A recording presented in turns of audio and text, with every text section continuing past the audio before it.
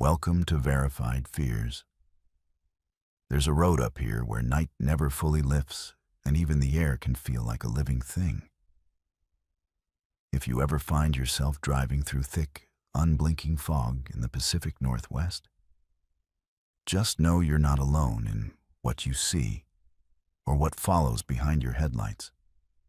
Tonight, you'll hear about impossible mile markers that repeat, voices on the radio counting down your final moments, faces you prayed you'd never see again, staring out from the mist. These are stories of the forgotten, the lost, and the hunted.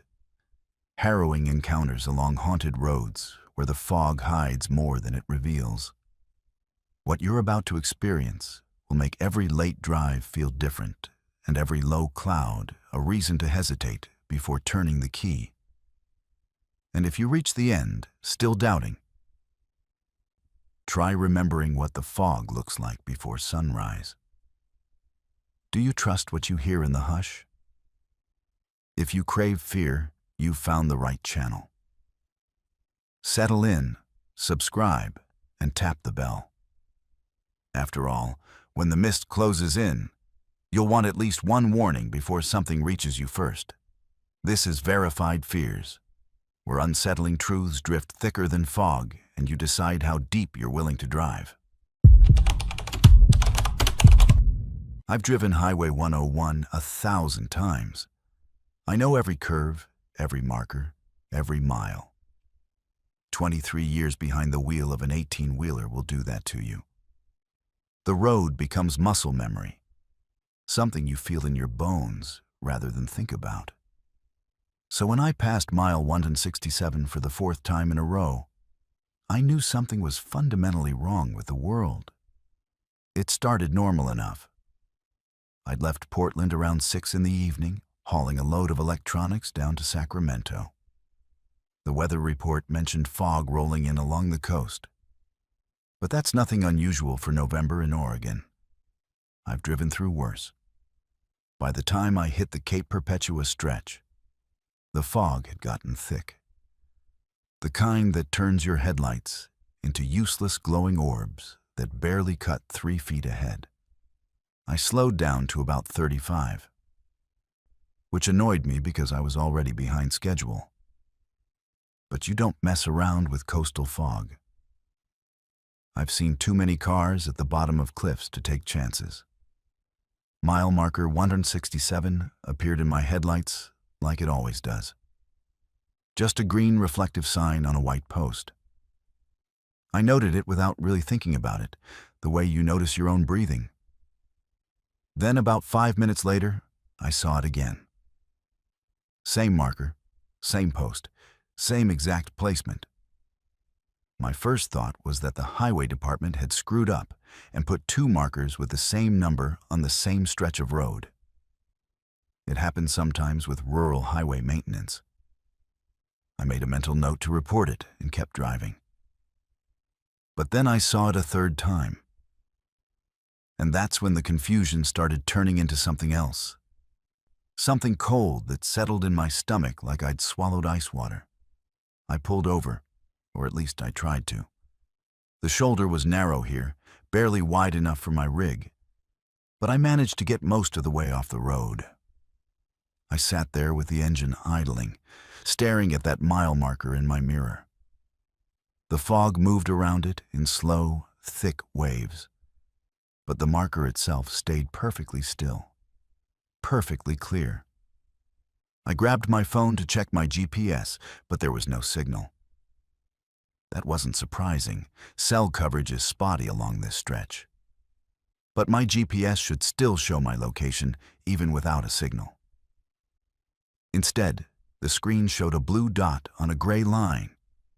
No details, no mile markers, no indication of where I actually was. Just a dot on a line, going nowhere. I sat there for maybe 10 minutes, trying to rationalize what was happening. Maybe I'd gotten turned around somehow without realizing it. Maybe I'd taken a wrong turn in the fog and doubled back. But I knew that wasn't true. I hadn't turned, I hadn't even changed lanes. The road had been straight for miles, and I'd been driving forward the entire time. There was no physical way I could be passing the same marker over and over, unless... And this is where my mind started rejecting what my eyes were telling me. Unless something was very, very wrong with the road itself. I put the truck back in gear and started driving again. I kept my eyes locked on the odometer, watching the tenths of a mile tick by. 1 mile, 2 miles, 3 miles. And then, right at what should have been mile 170, there it was again. Mile marker 167. Same marker, same post. And that's when I noticed something else. Something that made my hands start shaking on the wheel. The fog looked different. When I'd first passed the marker, it had been evening fog, thick and gray, but still holding some daylight. Now it was darker, duskier, like the sun had set while I was driving those 3 miles. But that was impossible. 3 miles doesn't take long enough for sunset. I stopped the truck again, right there in the middle of the lane. Nobody was behind me. I hadn't seen another vehicle since the fog rolled in. So I just sat there, engine running, trying to understand what was happening. The fog pressed against my windows like it had weight, like it was trying to get in. I could hear my own breathing, loud and fast in the cab's silence. My CB radio was dead static. My phone still showed no signal. The GPS still showed that useless blue dot going nowhere. That's when I decided to walk. I know it sounds stupid, leaving the safety of my truck in dense fog on a highway. But I needed to understand. I needed to see that mile marker up close. Needed to confirm it was real and not some hallucination brought on by too many energy drinks and not enough sleep. I grabbed my flashlight and climbed down from the cab. The moment my boots hit the pavement, I knew something was deeply wrong. The air felt thick, not just with fog, but with something else. Something I can't quite describe. It was like the air had texture, like I was walking through something more solid than vapor. I walked toward where the markers should be, my flashlight beam barely penetrating the fog. I counted my steps. 20, 30, 40. I should have reached it by now. I should have walked past it. But there was nothing. Just road and fog and that horrible thick feeling in the air. I turned around and walked back toward my truck, counting again. When I reached what should have been my truck, there was nothing there. Just empty road. I spun around, my flashlight cutting useless arcs through the fog, my heart hammering so hard I could feel it in my throat. My truck was gone. 40 tons of steel and cargo vanished into fog that shouldn't be able to hide something that large. I started running then. Panic overriding logic. I ran back the way I'd come, or at least the way I thought I'd come, my boots pounding on asphalt I could barely see. And then, suddenly, there was light ahead. Red light, tail lights, my truck. I ran to it and grabbed the door handle like it was a lifeline, hauling myself back into the cabin, slamming the door behind me. My hands were shaking so badly I could barely turn the key, but the engine was already running. Had I left it running? I couldn't remember. I threw it into gear and started driving, not caring anymore about understanding, just wanting to get away from that marker, away from whatever was happening on this stretch of road. But of course, 3 miles later, there it was again. Mile marker 167. Only this time, the fog wasn't dusk dark. It was night dark, full dark. The kind of darkness that shouldn't exist at, I checked my dashboard clock, 7:47 p.m.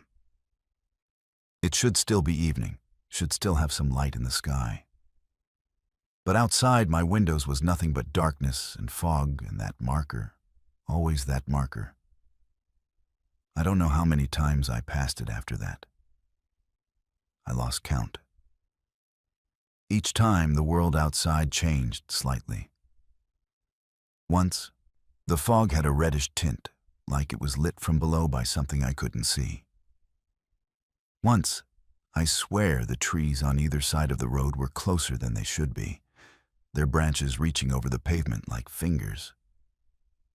Once, and this is the one that almost made me drive off the road, there was something standing next to the marker. Not a person, not exactly. The shape was wrong, too tall and too thin, and it turned its head to watch my truck pass, but I couldn't see a face, just a blank expanse where a face should be. I tried everything. I tried driving in reverse. The marker still appeared ahead of me after 3 miles. I tried closing my eyes and counting to 100, hoping it was exhaustion playing tricks. I tried praying, even though I haven't prayed since I was a kid. Nothing worked. The marker kept appearing, and the world outside kept changing, becoming stranger and more wrong with each pass. And then, on what must have been the 15th or 20th loop, something changed. The fog started to thin, not all at once, but gradually, like someone was slowly turning up the world's brightness. I could see farther ahead, could make out the shape of the road curving away into the distance. And there, maybe a quarter mile ahead, I saw another mile marker, 168. I accelerated, not caring about the fog anymore, not caring about safe driving, just needing to reach that marker, to pass it, to break free of whatever loop had held me. The marker grew closer, 150 yards, 100 yards, 50 yards. And then I was past it. And there ahead was another marker, 169. And I laughed, actually laughed with relief, even though I was crying at the same time. The fog cleared completely about 5 miles later. Suddenly, I was just driving down Highway 101 on a clear November night. Stars visible overhead, my headlights cutting clean, bright paths ahead of me. My GPS flickered back to life, showing me exactly where I was, mile 173, just south of Cape Perpetua. My phone showed a signal again. My CB radio crackled with normal truck driver chatter. Everything was normal. Except I'd lost 4 hours. When I pulled into a rest stop 20 miles later and checked my logbook against my dashboard clock, 4 hours were just gone. I'd entered that fog at 6:45 p.m. It was now 11:15 p.m. For me, it had felt like maybe an hour, hour and a half. But 4 hours had passed in the real world while I was trapped in that loop, passing that marker over and over, watching the world outside change with each pass. I didn't file a report. What would I say? I didn't tell my dispatcher why I was late. I just blamed the fog, which wasn't technically a lie. I've driven Highway 101 dozens of times since then, always during daylight, never at night, and never when fog is in the forecast. And I never, ever slow down when I pass mile marker 167. I keep my eyes straight ahead and my foot steady on the gas until I'm well past 170, because I don't know what I'd see if I looked too closely. I don't know if that loop is still there, waiting in the fog, waiting for someone to get caught in it again. And I don't want to find out. The fog moved wrong. I noticed it immediately. After 6 years working these mountains, you develop an eye for weather patterns. Fog rolls, it drifts, it settles into valleys, and clings to cold surfaces. But fog doesn't pulse. Fog doesn't breathe. Yet there I was, 3 miles deep on Forest Road 25 near Mount St. Helens, watching the white wall ahead of me expand and contract in perfect rhythm, like watching someone's chest rise and fall during sleep. I'm a Forest Service maintenance worker which means I spend most of my time alone on roads people don't even know exist, checking for storm damage, clearing debris, making sure the gates and barriers are secure. It's solitary work, but I've always preferred it that way. Trees don't complain, and mountains don't play office politics. That morning, I'd been sent to assess road conditions after a heavy November storm had blown through the night before. My supervisor mentioned possible washouts near the old growth section, so I loaded my truck with cones and caution tape and headed up before dawn. The fog had been normal when I started. Thick, sure, but normal. Mountain fog that hugged the ground and turned the forest into something out of a fairy tale. I'd driven through it slowly, windows cracked so I could hear if any trees had come down across the road. Everything seemed fine until I reached the section where the road curves along that steep ravine. The one where the old-growth Douglas firs are so massive, you feel like an ant crawling past their roots. That's when I first saw it.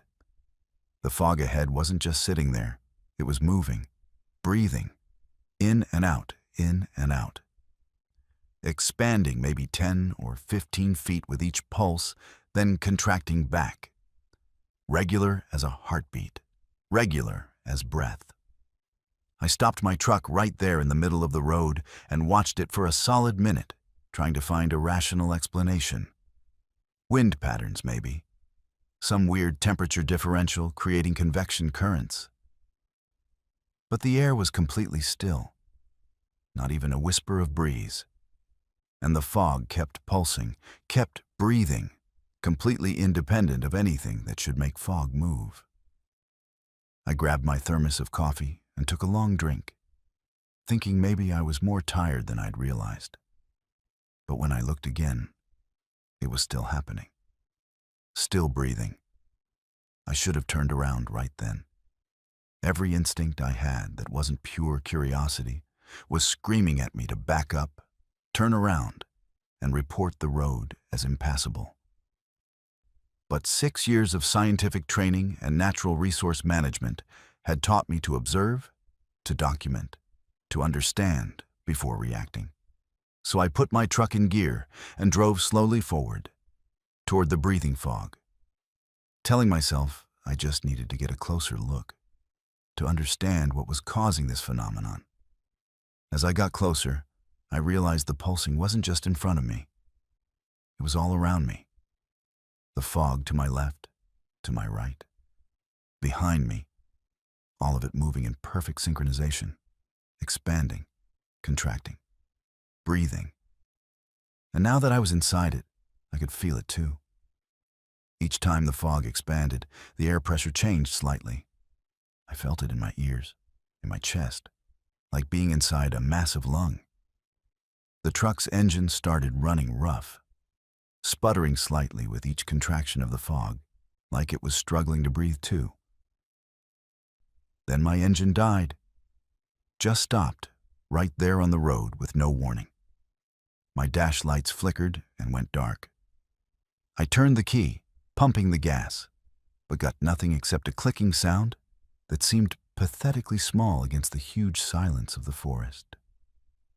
And in that silence, I heard it. A sound so deep I felt it more than heard it. A low, rhythmic rumble that matched the pulsing of the fog. Something vast was breathing, and I was inside it. I sat there for maybe 5 minutes, hands gripping the steering wheel, trying to restart the engine and failing each time. The fog had gotten thicker, pressing against my windows until I could barely see 5 feet in any direction. And the breathing sound was getting louder, more present, like whatever was making it was becoming more aware, more awake. That's when the fear really hit me. Not the intellectual kind where you recognize danger, but the ancient kind, the kind that lives in your brainstem and remembers when humans were prey. I needed to get out of there, and if my truck wouldn't start, I'd walk. I grabbed my radio to call it in before I abandoned the vehicle, but when I keyed the mic, All I got was static underscored by that deep, rhythmic rumble. I tried different channels, same thing. My cell phone showed no signal, which wasn't unusual up here. But something about it felt more absolute than normal, like the fog was blocking more than just cellular waves. I was completely cut off. I stuffed my phone in my pocket anyway, grabbed my flashlight and emergency pack, and opened the door. The moment I stepped out of the truck, I knew I'd made a terrible mistake. The air was thick, almost resistant, like trying to move through water. Each breath I took felt heavy, saturated, like I was breathing in more than just oxygen and water vapor. And the breathing sound was everywhere now, coming from the ground, from the trees, from the sky, from inside my own chest. I turned in a slow circle, my flashlight beam barely penetrating the fog, and that's when I saw the trees. They were moving. Not swaying like trees do in wind, there was still no wind, but rising and falling, their massive trunks expanding and contracting in rhythm with the fog. The bark was rippling like skin over muscle. Roots that had been buried were now visible at the surface, writhing slowly like exposed veins. The entire forest was breathing. Every tree, every branch, every needle was part of one massive respiratory system. And I was standing in the middle of it. I backed toward my truck, my hand fumbling for the door handle, but I couldn't look away from the trees. The old-growth Douglas firs that I'd measured and documented and protected for 6 years weren't separate organisms at all. They were organs. Components. Parts of something so incomprehensibly large that my mind kept trying to reject what my eyes were showing me. The fog wasn't fog. It was exhalation. The breathing sound wasn't coming from something in the forest. It was coming from the forest itself, or from something the forest was part of. Something that used trees as lungs and roots as circulatory systems, and fog as breath. My hand found the door handle, and I yanked it open, throwing myself back into the driver's seat. I turned the key with shaking hands, whispering prayers to gods I didn't believe in, and miracle of miracles, the engine caught. It sputtered and coughed, struggling against whatever was happening in the air. But it ran. I threw it into reverse and started backing down the road. Too terrified to try turning around, my eyes locked on the rearview mirror, watching the breathing fog recede. But as I backed away, I saw something that made me slam on the brakes, despite every instinct telling me to keep moving. Through a gap in the fog, up on the mountainside above the tree line, something was moving. Something massive. I only saw it for a second before the fog closed back in. But that second burned itself into my memory with perfect clarity. It was the same gray-white color as the fog. And it was rising, a dome or curve or back of something so large that the entire section of forest I'd been standing in was just a small part of it. The trees weren't growing on ground. They were growing on it, whatever it was. I don't remember much of the drive back. I know I went faster than I should have, my truck fishtailing on the rough road, branches scraping the sides. I know I was crying, though I didn't realize it until I reached the paved highway and saw my face in the mirror. I know the breathing sound followed me for miles, getting quieter but never quite disappearing. Until finally, when I was almost back to the ranger station, it faded completely, and the fog lifted, and the world became normal again. I filed a report saying the road was impassable due to fallen trees, which was a lie. I requested a transfer to a different district, which was granted. I never went back to that road, never wanted to see those trees again. But sometimes, on foggy mornings, I'll see mist moving in a parking lot or a park, and for just a second, it looks like it's pulsing, breathing. And I'll remember that there are things in these mountains older and larger than we have words for. Things that use entire forests as organs. Things that we walk on and through and past every day without ever realizing we're standing on something alive. The worst part isn't what I saw. The worst part is knowing that it's still there, still breathing, still alive, and that somewhere, on some abandoned logging road deep in the Gifford Pin Show, my truck sat for 3 days before another crew found it and wondered why I'd abandoned it with the engine running and the door hanging open. They never asked me directly, but I heard through the grapevine that when they found it, the entire truck was covered in a thin film of moisture, like condensation. Like something had breathed on it. Like something had exhaled. He was exactly where hitchhikers shouldn't be. 30 miles from the nearest town, standing in fog so thick I almost hit him. And when he smiled at me through the window, I made the worst decision of my life. I unlocked the door. I was driving home for Thanksgiving break, my first time making the trip from Seattle to my parents' place in Wenatchee alone. Usually, I caught a ride with friends, but everyone had left the day before, and I'd stayed late to finish a paper. By the time I got on Highway 20 heading east through the North Cascades, it was already past 7 and getting dark. The weather report hadn't mentioned fog, but weather reports don't mean much once you get into the mountains. The fog had rolled in somewhere around Marble Mount, and by the time I was climbing toward Washington Pass, I could barely see the road. I wasn't scared. Not really. 20 years old and convinced I was invincible the way all college kids are. I had a full tank of gas, a decent car, and 4-wheel drive if I needed it. The road was empty. I hadn't seen another vehicle in over an hour. And I was actually enjoying the solitude, the way the fog made everything feel insulated and quiet, like driving through a cloud. I had music playing, some indie band my roommate had gotten me into, and I was thinking about my mom's cooking and how good it would feel to sleep in my old bed. That's when my headlights caught him. Just a figure standing on the shoulder, thumb out, appearing so suddenly in the fog that I slammed on my brakes and felt my car slide slightly on the damp pavement. My heart was hammering as I stopped about 20 feet past him, watching in my rearview mirror as he walked toward my car. He was wearing a thick jacket and a baseball cap, hands stuffed in his pockets, moving with the casual confidence of someone who'd been hitchhiking for years. When he reached my passenger window, he leaned down and smiled. And something about that smile made me hesitate for just a second before I hit the unlock button. "Thank God," he said as he climbed in, bringing the smell of wet earth and pine.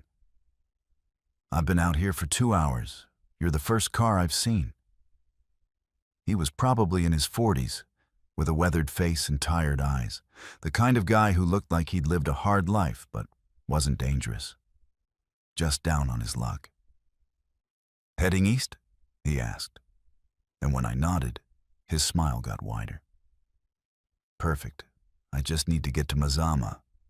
My truck broke down back at the turnoff and my phone's dead." "You're literally saving my life here." I told him it was no problem, that I was glad to help, and pulled back onto the highway.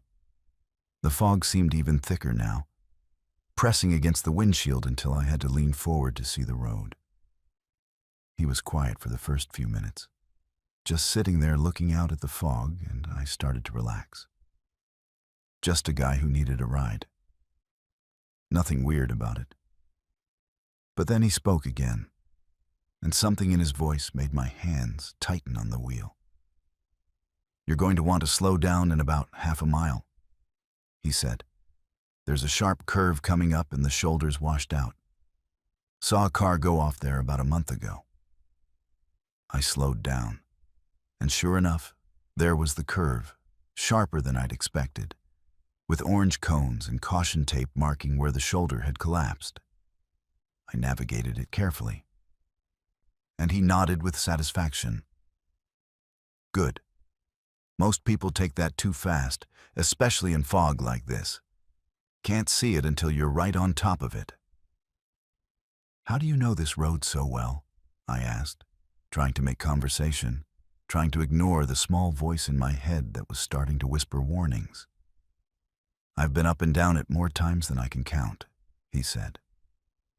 You learn every inch of a road when you drive it enough. Every curve, every danger spot, every place where things can go wrong. He paused, then added, in about 3 miles, there's a pullout on the right. You're going to want to stop there. Why? The word came out more defensive than I'd intended. Trust me, he said. And that smile was back. But it looked different now in the dim glow of my dashboard lights. Wider. There's something you need to see. Something important. I didn't want to stop. Every instinct was telling me to keep driving, to get this guy to Mazama and get him out of my car. But he was watching me now. Really watching me. And I realized with a creeping sense of dread that I'd let a complete stranger into my car in the middle of nowhere, and I had no idea what he was capable of. So I said, okay. I said I'd stop, and I saw his shoulders relax like he'd been tense, like he'd been preparing for me to refuse. The pullout appeared exactly where he said it would, a small cleared area barely visible through the fog. I pulled in and put the car in park, my foot hovering over the gas pedal, ready to floor it if I needed to. What am I supposed to see? I asked, trying to keep my voice steady. He pointed out the windshield, into the fog. Look closely. You'll see it in a minute. I looked. There was nothing but white fog and the dark shapes of trees. My heart was pounding so hard, I could hear it in my ears. 30 seconds passed. A minute. Nothing. I was about to tell him I was leaving when he spoke again, and his voice had changed. It was lower now, more controlled, like someone who dropped a mask they'd been wearing. I've been doing this for a long time, he said quietly. Longer than you've been alive. And I've learned that people are most vulnerable when they think they're being helped. When they think someone's looking out for them. They stop paying attention to the important things. They stop questioning. He turned to look at me fully, and in the faint light, I could see his eyes were wrong. Too bright, too focused. You trusted me because I gave you good advice. I warned you about the curve. I was helpful. And because I was helpful, you stopped wondering why I was out here, 30 miles from anything, in fog that came out of nowhere. My hand moved toward the door handle, but he was faster. His hand shot out and grabbed my wrist, not hard enough to hurt, but firm enough to stop me. Don't, he said softly. Not yet. You haven't seen it yet. The thing I told you to watch for. It's almost here. I tried to pull away, but his grip tightened. With my free hand, I fumbled for my phone, but he plucked it out of my grasp almost casually and tossed it into the back seat. You won't need that. No signal up here anyway. I made sure of that. He was still looking out the windshield, still watching the fog. Any second now. You'll want to pay attention. This is the important part. And then I saw them. Lights in the fog. Multiple sets of headlights approaching from the direction we'd come. Relief flooded through me. Other cars, other people, help. But the relief died immediately when I saw how the lights were moving. They were perfectly synchronized, maintaining exact distances from each other, moving at exactly the same speed. 4 cars, then 5, then 6. All identical dark shapes in the fog, all moving in formation. "What is this?" My voice came out as a whisper. "They've been behind us since you picked me up," he said conversationally. "Following at a distance, waiting for me to get you to stop. You thought you were alone on this road, but you haven't been alone since Marble Mount. They've been patient, they've been careful, and now they're here." The vehicles pulled into the pullout, boxing my car in from behind and both sides. Their headlights stayed on, creating a cage of light that made it impossible to see who or what was in them. My door locks clicked down, and I realized with horror that he must have hit the master lock. I was trapped. Why? It was all I could think to say, all my mind could process. Why me? He finally released my wrist and sat back in his seat, looking almost relaxed. Why not you? You were driving alone, at night, in fog, on an empty road. You stopped for a stranger. You trusted easily. You did everything right to end up here. He glanced at me, and for just a moment, something almost like pity crossed his face. For what it's worth, you seem like a nice kid. Under different circumstances, maybe I would have actually helped you. But these aren't different circumstances. One of the vehicles behind us flashed its lights twice. Some kind of signal. He nodded and reached for his door handle. "They'll take it from here," he said. "I've done my part. I got you to stop. That's all they needed." He opened the door, and the fog rolled in, thick and cold. Before he stepped out, he turned back one more time. "Advice, though? Don't try to run. They're much faster than they look, and the fog goes on forever up here. You just die tired." Then he was gone, disappearing into the fog between the vehicles. I heard doors opening behind me, heard footsteps on gravel, heard low voices conferring in words I couldn't quite make out. My hands were shaking so badly I could barely grip the steering wheel. I looked at the gear shift, still in park, looked at my doors, still locked from the inside. But I could unlock them, could throw the car in reverse, could try to ram my way out. But then faces appeared at my windows. Not quite human faces, though they were close enough to make my brain stutter trying to process them. Two wide smiles, eyes that reflected the dashboard light like an animal's. Fingers that were just slightly too long, pressing against the glass. And I understood with horrible clarity that the hitchhiker had been human, or at least human enough. But whatever these things were, they were something else entirely.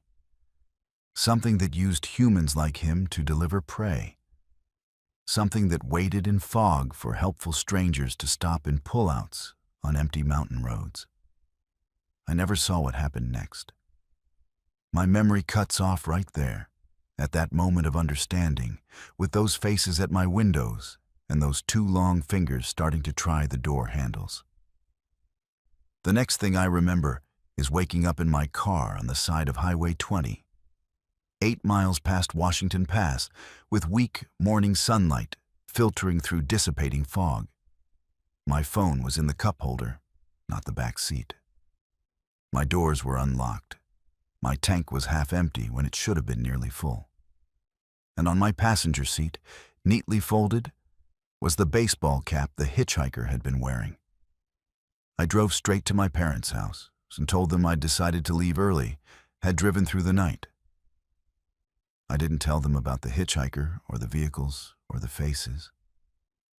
What would I say? I don't even know what happened in those missing hours. I just know that sometimes, late at night, I'll catch myself reaching for my passenger door lock, making sure it's engaged. And I'll never, ever pick up a hitchhiker again. No matter how normal they look, no matter how much they smile, because help isn't always help. Sometimes it's just the hook. I left Portland at 2:47 p.m. I know because I'm obsessive about documenting my mileage. When I pulled into my Seattle driveway, my dashboard clock read 9:23 p.m. The drive takes 3.5 hours. I have no memory of the missing 3. I'm a pharmaceutical sales rep, which means I live out of my car and my life runs on schedules and documentation. I make the Portland to Seattle drive every Tuesday, have been making it for 4 years now, and I know exactly how long it takes. 3 hours and 28 minutes door to door if traffic is good, up to 4.5 if it's bad. I track everything: mileage, gas consumption, timestamps for tax purposes, and expense reports. My entire career depends on being detail-oriented and reliable. So when I say I lost 3 hours, I don't mean I lost track of time. I mean 3 hours of my life simply vanished, and I have no idea what happened during them. It was a Tuesday in late November, overcast and cold, but not particularly unusual weather for the Pacific Northwest. I'd finished my last sales call in Portland at 2:30, noted it in my phone, grabbed a coffee from the Starbucks on Morrison Street, and headed for I-5 North at exactly 2:47 p.m. I remember merging onto the interstate. I remember thinking I'd make good time because traffic was light. I remember turning on a podcast, something about true crime that I'd been halfway through. And then nothing. The next thing I remember is pulling into my driveway in Seattle. My hands on the wheel, the engine running, completely disoriented because it was dark and my dashboard clock said 9:23, and I had absolutely no recollection of the drive. At first, I thought I'd just zoned out, Highway hypnosis. It happens to everyone who drives long distances regularly. You get so familiar with the route that your brain goes on autopilot and you can't remember specific details of the drive. But this wasn't like that. This wasn't forgetting whether I'd passed the Tacoma Dome or which rest stop I'd used. This was a complete blank, like someone had taken an eraser to 3 hours of my memory. I sat in my driveway for 10 minutes trying to reconstruct the drive, trying to pull up any detail, any memory, anything. Nothing came. Just the coffee in Portland, and then suddenly my driveway in Seattle. I went inside, made myself dinner, tried to convince myself it was just fatigue. I'd been working long hours. Maybe I was more tired than I'd realized. But something felt wrong. Not just the missing time, but physically wrong. My throat was sore, like I'd been breathing cold air or maybe smoke. My legs ached, not from sitting, but from activity, like I'd been walking or running. And when I took off my jacket, I smelled it. Wood smoke. Not cigarette smoke, but the smell of a campfire or fireplace, strong and unmistakable in the fabric. I hadn't been near a fire. I'd been in my car on the interstate. But the smell was there, and it was fresh. I checked my other clothes, my blouse, my slacks, and they all smelled the same. Wood smoke soaked into the fabric like I'd been standing next to a bonfire for hours.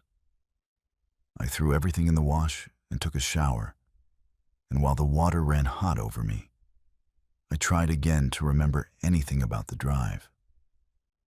Still nothing. Just a blank space where 3 hours should be. The next morning, I went out to my car to head to my first appointment. That's when I saw the mud. It was caked under the brake pedal and around the floor mat on the driver's side.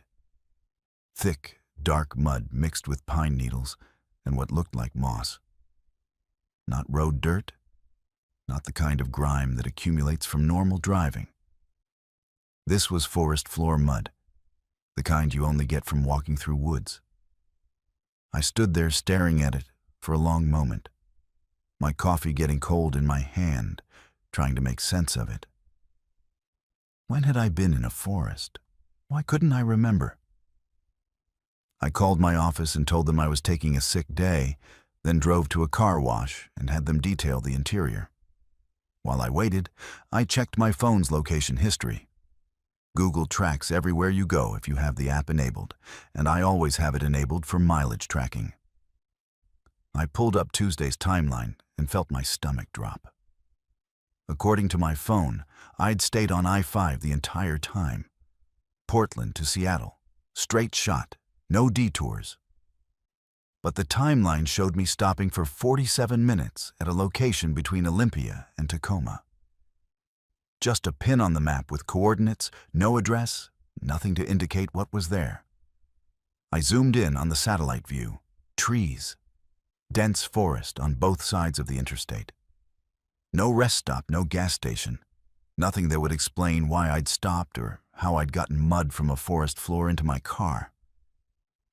I did something then that probably wasn't smart, but I couldn't help myself. I drove back down to that location. It was about an hour south of Seattle, and I found the exact spot where my phone said I'd stopped by matching the coordinates. It was just a stretch of I-5 with forest on both sides, nothing unusual about it. No pullouts, no exits for miles in either direction. But when I pulled onto the shoulder and got out, I felt it. That same wrongness I'd felt the night before. The air here was colder than it should be, and there was a smell, faint but present. Wood smoke. I walked along the shoulder, looking for anything that might explain what had happened. 50 feet ahead, I found a gap in the trees. Not exactly a trail, but a break in the underbrush wide enough to walk through. I stood at the edge of it, staring into the shadows between the trees, and every instinct told me not to go in there. But I needed to know. I needed to understand what had happened to those 3 hours. The forest was quiet. Too quiet. No birds, no insects. Just the distant sound of traffic from the interstate fading behind me as I walked deeper into the trees. About 100 yards in, I found it. A clearing with a fire pit. The ashes were recent, maybe a day old, still holding warmth when I crouched down and held my hand over them. Surrounding the fire pit were marks in the dirt, strange symbols or patterns that looked like they'd been drawn deliberately. And beyond them, I saw footprints. Dozens of them, all different sizes, like a group of people had been standing in a circle around the fire. One set of footprints matched my shoes. I checked the tread pattern against my sole. Identical. I had been here. I had stood in this clearing, in this circle with other people, around this fire, and I had no memory of it. None. The realization made my knees weak, and I had to sit down on a fallen log to keep from collapsing. What had I done here? Who had I been with, and why? Why couldn't I remember? I took photos of everything with my phone, the clearing, the fire pit, the symbols, the footprints. Then I got out of there as fast as I could, practically running back to my car. When I reached the interstate, I sat in my driver's seat with the doors locked and scrolled through the photos, trying to make sense of them. The symbols meant nothing to me. The footprints could have been anyone, but they included mine, and that was undeniable. Over the next few days, I became obsessed with finding answers. I went through my bank statements to see if I'd made any purchases during those missing hours. Nothing. I checked my call log, my text messages, my emails, all normal. Nothing sent or received during that time. I even went to a doctor and asked about medical conditions that could cause memory loss. She ordered tests for everything from seizures to early onset dementia. Everything came back normal. There was no medical reason for me to lose 3 hours of memory. But the evidence kept mounting that something had happened. I found scratches on my hands that I didn't remember getting, thin lines like I'd been pushing through brambles. My watch, which I always wore, was missing. I tore my apartment apart looking for it and finally gave up, accepting it was gone. And worst of all, I started having dreams. Not memories exactly, but fragments. Images of standing in a circle with shadowy figures I couldn't quite see. The smell of wood smoke so strong it would wake me up. A voice, low and rhythmic, chanting words I didn't understand. And always, always, the feeling of fog. Thick fog surrounding everything, making it impossible to see clearly, making it impossible to remember. I went back to that clearing 3 more times over the next 2 weeks. Each time there were fresh ashes in the fire pit. Each time there were new footprints, including ones that matched my shoes. And each time I had no memory of being there. I started to wonder if I was having some kind of psychotic break, if I was sleepwalking or having fugue states. But I lived alone, and how would I drive an hour south in my sleep, walk into the forest, participate in whatever was happening in that clearing, and drive home, all without waking up or having an accident? The 4th time I went back, I found something that made me stop going entirely. Hanging from a low branch near the clearing was my watch. It was covered in mud and the band was broken, but it was definitely mine. I recognized the inscription on the back, a gift from my parents when I'd graduated college. But it wasn't the watch itself that scared me. It was what was engraved on the tree trunk above it. A symbol carved deep into the bark that matched one of the symbols from the fire pit. And below it, carved in smaller letters, return. I left the watch there. I left the clearing, and I haven't been back since. I changed my route to Seattle. Now I take Highway 101 up the coast, even though it adds 2 hours to my drive. I don't care. I won't drive I-5 between Olympia and Tacoma anymore, won't risk passing that stretch of forest again, because I think whatever happened in those missing hours is still happening. I think every Tuesday, at the exact time I originally lost those hours, part of me goes back there. Not physically. I've started having friends verify my location on Tuesday evenings to make sure I'm where I think I am. But some part of me, some version of me, is still in that clearing, still standing in that circle, still participating in something I can't remember and don't understand. The worst part is not knowing. I've learned to live with the missing time, with the gaps in my memory. But not knowing what I did, what I agreed to, what I might have participated in. That's what keeps me awake at night. Because those symbols didn't draw themselves. That fire didn't light itself. And my footprints proved I was there, standing with others around that fire, doing something that required wood smoke and forest mud, and 3 hours of time I can no longer account for. Something that apparently requires me to return, whether I remember doing it or not. And the terrifying truth is that I might keep returning, might keep losing hours, might keep participating in whatever happens in that clearing. And I'll never know. I'll never remember. The fog took more than time. It took my certainty that I'm in control of my own life. 7 black SUVs, perfectly spaced, moving in formation like a military escort. No license plates I could see. No reason for them to be out here. And when I tried to pass, they boxed me in. I deliver medical supplies on the overnight route between Yakima and Aberdeen, crossing Highway 12 through White Pass 5 nights a week. It's lonely work, the kind most people wouldn't want. But I prefer it. No traffic, no small talk, just me and the road and whatever audiobook I'm burning through that week. I've been doing this run for 8 years, Seen plenty of strange things in that time. Elk herds crossing in the moonlight, drunk drivers weaving across lanes, once even a small plane making an emergency landing on a straight stretch near Packwood. You see enough weird stuff on night roads and nothing surprises you anymore. Or so I thought. It was a Thursday in late November, around 1 in the morning, and I was heading west through the pass.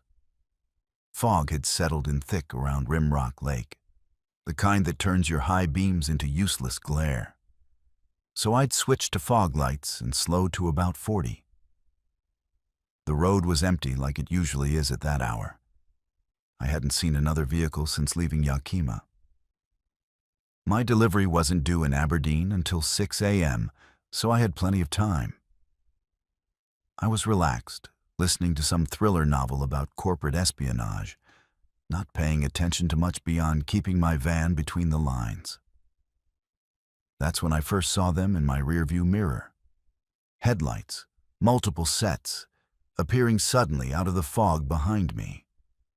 7 vehicles, all the same model from what I could tell, all black, all maintaining perfect distance from each other.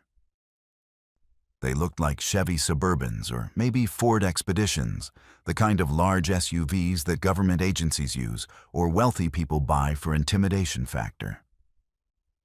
They were moving faster than me, closing the distance steadily, and something about the way they moved made my hands tighten on the wheel. Too precise, too coordinated, like they were connected by invisible wires, all responding to the same commands at the same instant.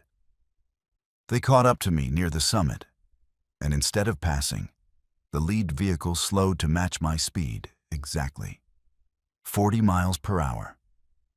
The other 6 fell into formation behind it, maintaining those perfect intervals. I could see them clearly in my mirrors now. Identical black SUVs with tinted windows so dark I couldn't see the drivers. No front license plates. And when I checked my side mirror to see the rear of the ones beside me, no back plates either.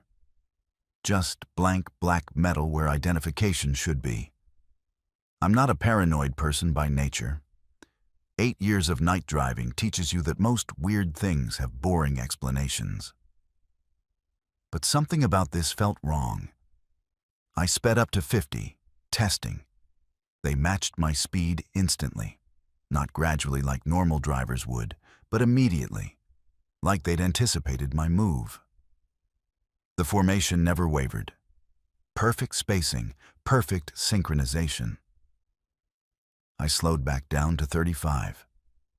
They slowed with me, still in formation. It was like being in a moving cage. The logical part of my brain tried to rationalize it. Maybe it was some kind of official convoy. Federal agents or military personnel moving equipment. But official convoys don't run without plates. They don't use completely blacked out windows. And they sure as hell don't box in random delivery drivers on empty mountain highways. I grabbed my CB radio and tried calling out, asking if anyone was monitoring, if anyone could explain what I was looking at. Nothing but static came back, and underneath the static, something else. A low rhythmic pulse, almost like a heartbeat, that made my skin crawl.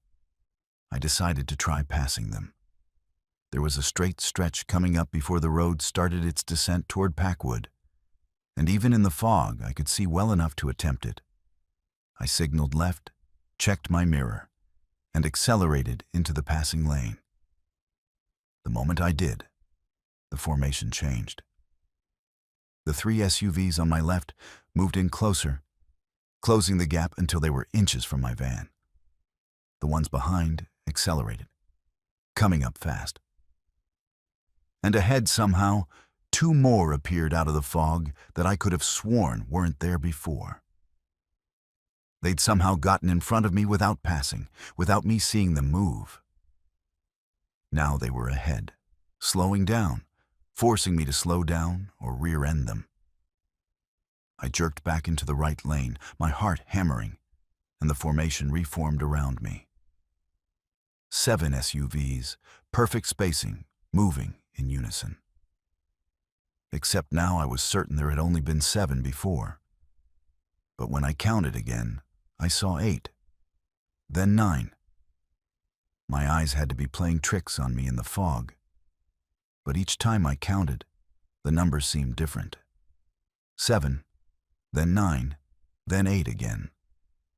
Like they were shifting positions too fast for me to track. Or like some of them weren't entirely solid, flickering in and out of existence. That's when the real fear set in. Not the intellectual fear where you recognize danger, but the animal fear, the kind that makes your legs weak and your vision tunnel.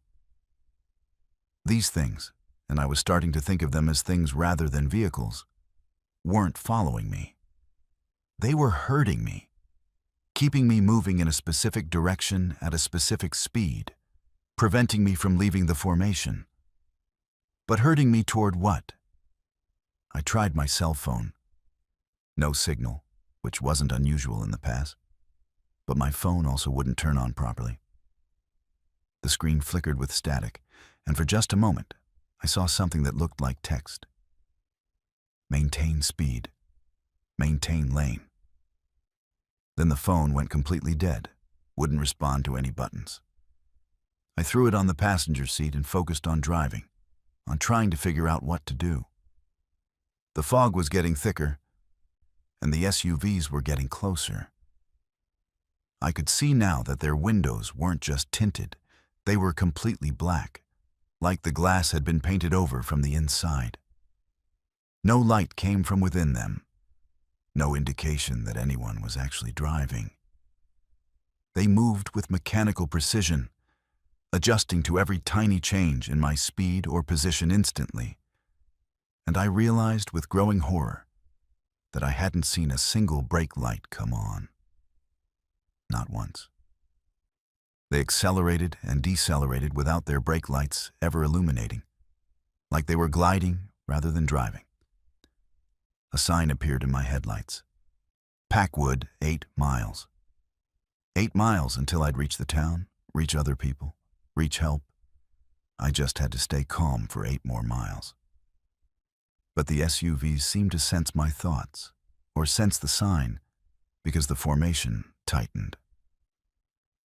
The vehicle to my right moved so close, I could have reached out and touched it.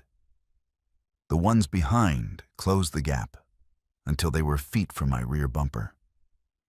And the ones ahead slowed gradually, forcing me to slow, forcing all of us down to 30 miles per hour, then 25, then 20. We were barely moving now, crawling through the fog at 20 miles per hour. And I noticed the trees on either side of the road were wrong. They were too close, leaning in over the pavement, their branches forming a tunnel that shouldn't exist on this section of highway.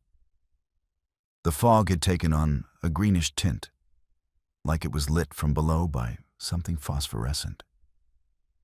And through the fog, I started seeing shapes. Not trees, but structures. Buildings that shouldn't be here, abandoned vehicles from decades past. Things that looked almost like people standing motionless in the mist, watching us pass. The sign for Packwood should have appeared by now.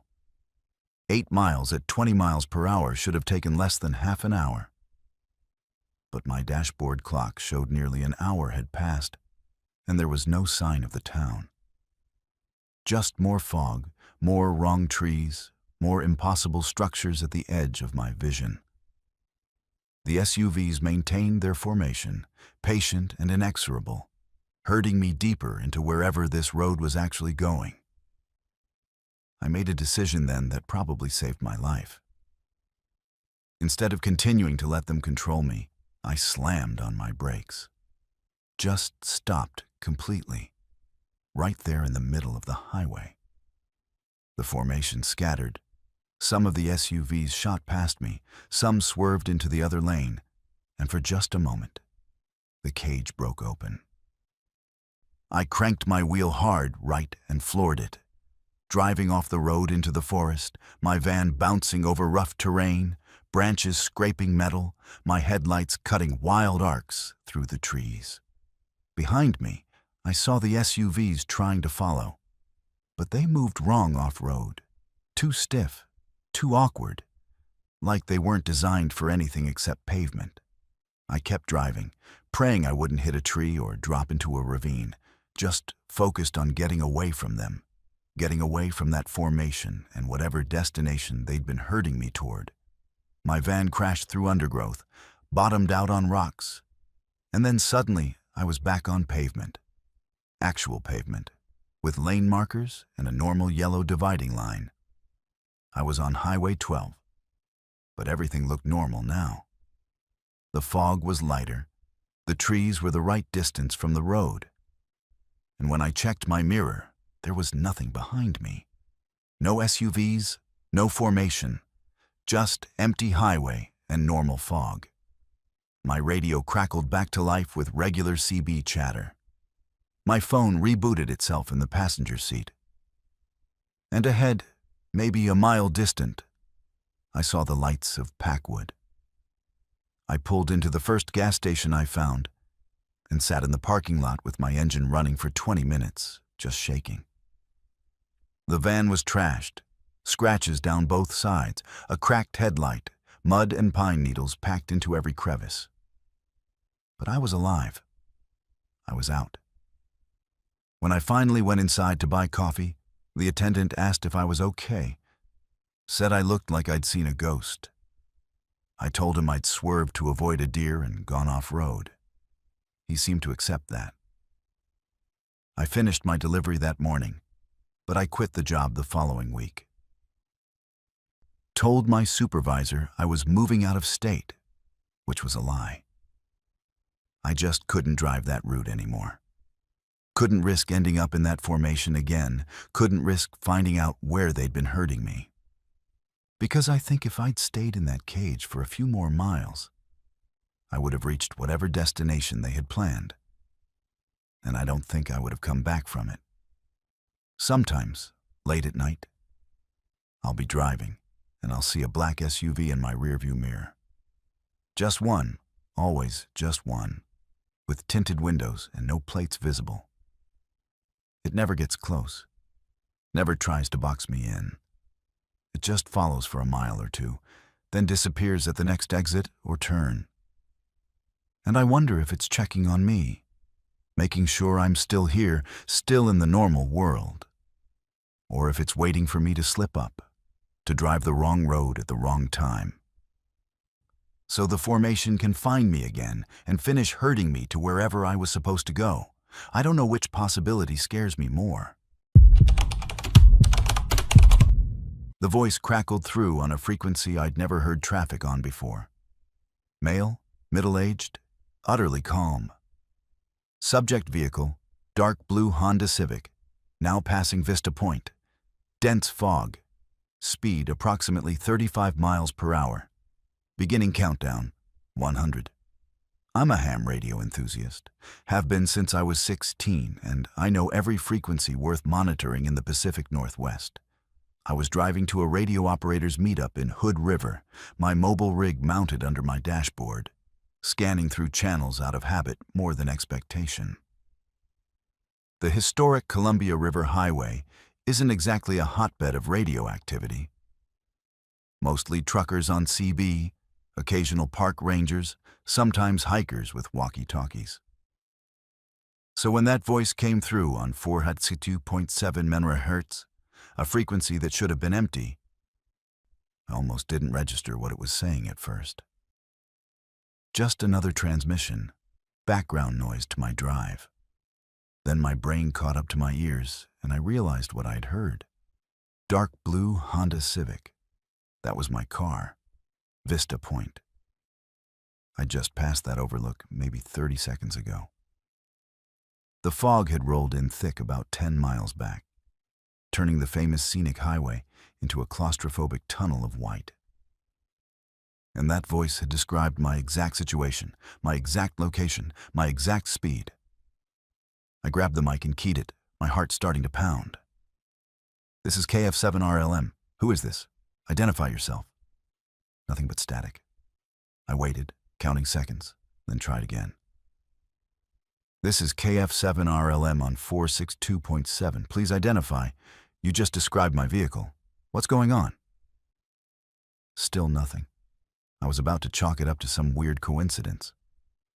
Maybe someone else in a blue Civic nearby that I couldn't see in the fog, when the voice came back, still perfectly calm, still utterly emotionless.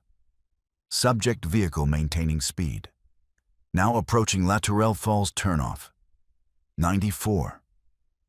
I looked at my odometer, at the road ahead appearing in slow increments through the fog. La Tourelle Falls was maybe half a mile ahead. I could see the sign emerging from the white. And that number, 94. He'd said 100 before, now 94. He was counting down. Counting down to what? I pressed the accelerator, speeding up to 50, my hands slick on the wheel.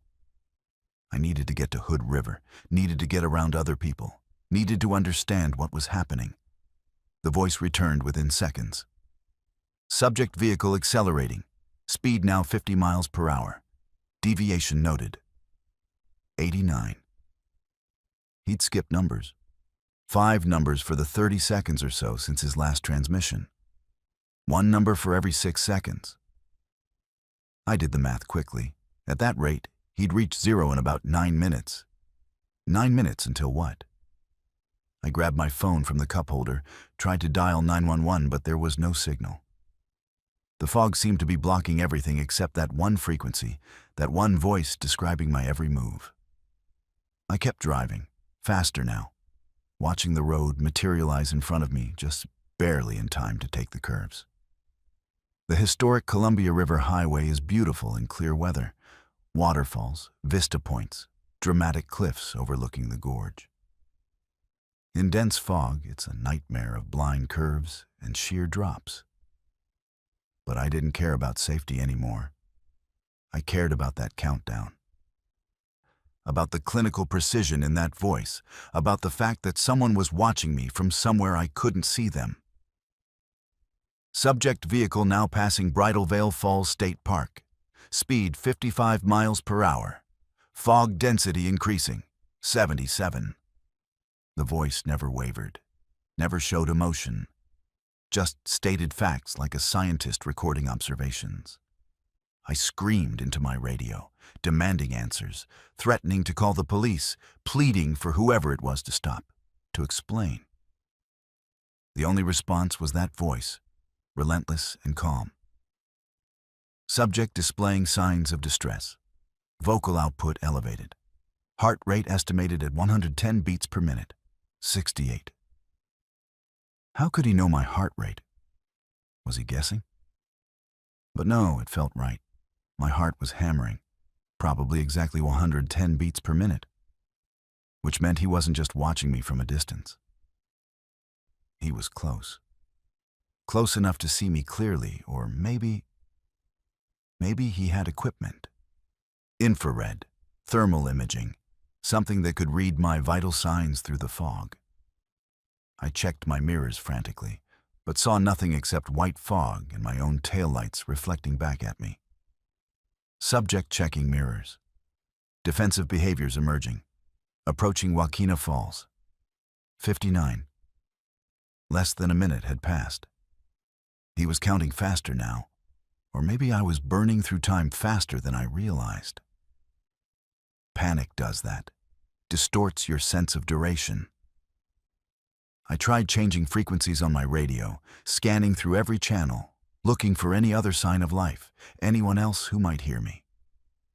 Every frequency was dead except 462.7, where that voice waited patiently to deliver its next observation.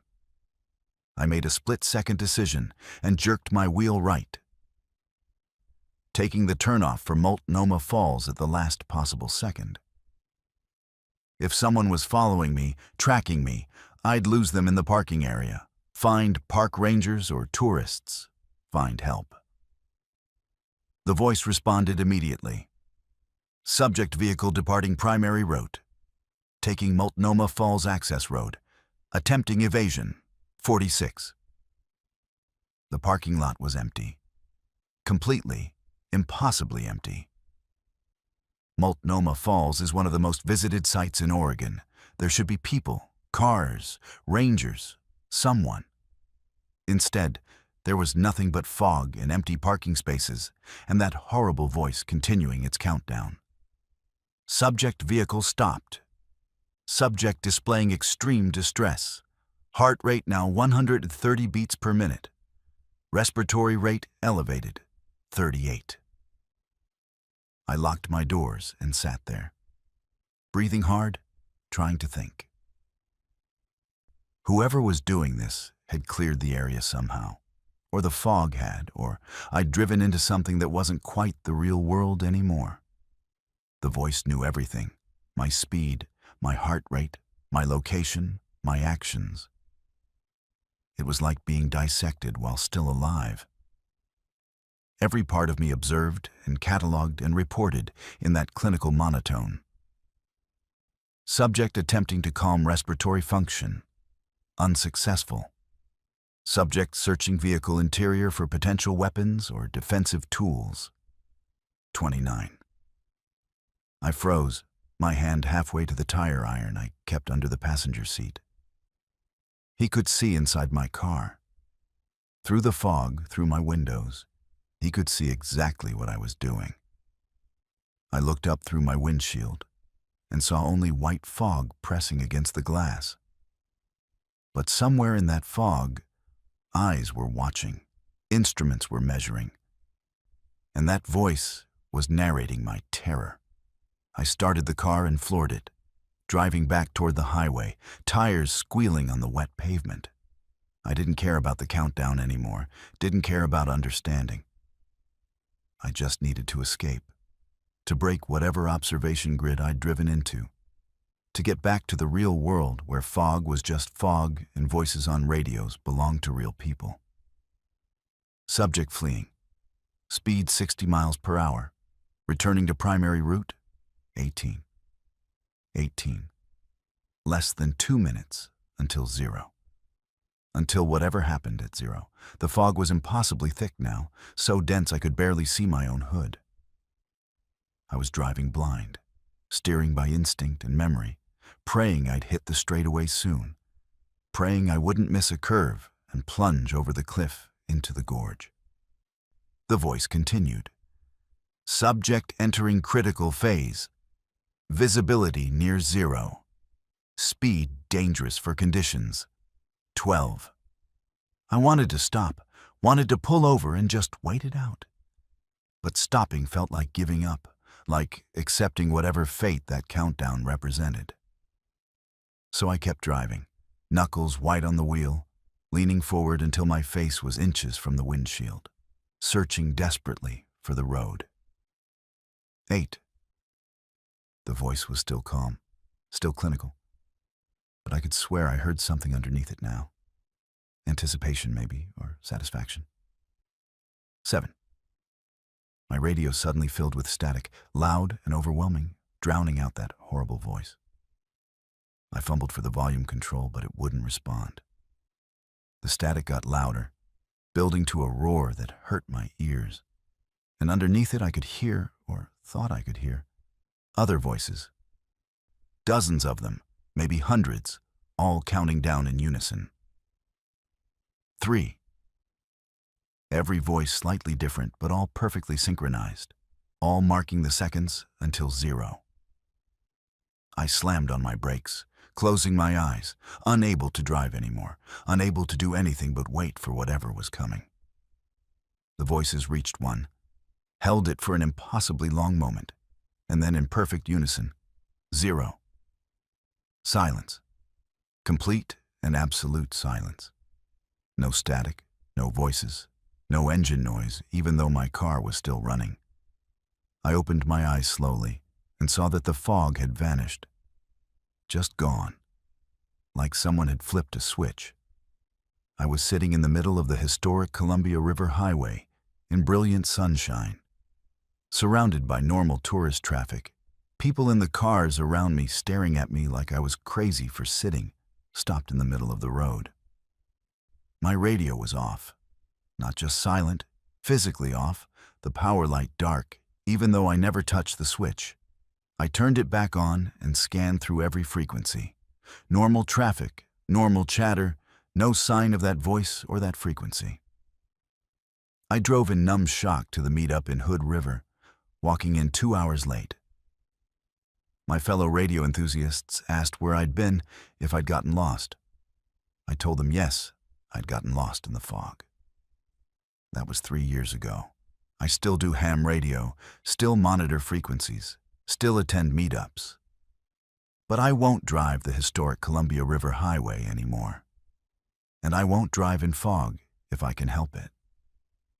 Because sometimes, late at night when I'm scanning through dead frequencies, I'll hear something. Just for a second, just a fragment. That same calm voice, saying numbers, always counting down. And I wonder if it's still watching me, still measuring me, still waiting for another opportunity to complete whatever process I interrupted by surviving. I wonder if next time, when the countdown reaches 0, I'll still be here when the fog clears, or if I'll have gone wherever that voice wanted to take me, wherever all those other voices were calling from when they counted down together. I don't know, and I don't ever want to find out. The GPS said 15 minutes. The detour would add 15 minutes, then I'd be back on Highway 22. That was 4 hours ago. The roads keep getting worse, and I just passed a gas station with pumps from the 1950s, and they looked abandoned yesterday, not 70 years ago. I sell real estate in the Salem area, mostly rural properties, which means I spend a lot of time driving back roads to reach listings that barely show up on maps. I'm good with directions usually, but I'll admit I've become completely dependent on GPS over the years. Why memorize routes when your phone can guide you perfectly every time? That dependency is what got me into the situation, and I'm not sure it's going to get me out. I was heading to a property showing east of Salem up in the Cascade foothills. A potential buyer wanted to see a 100-acre parcel with timber value, and I'd scheduled it for 2 in the afternoon. I left my office at noon, plenty of time for the hour drive, and everything was fine until I hit Highway 22 and saw the digital road sign.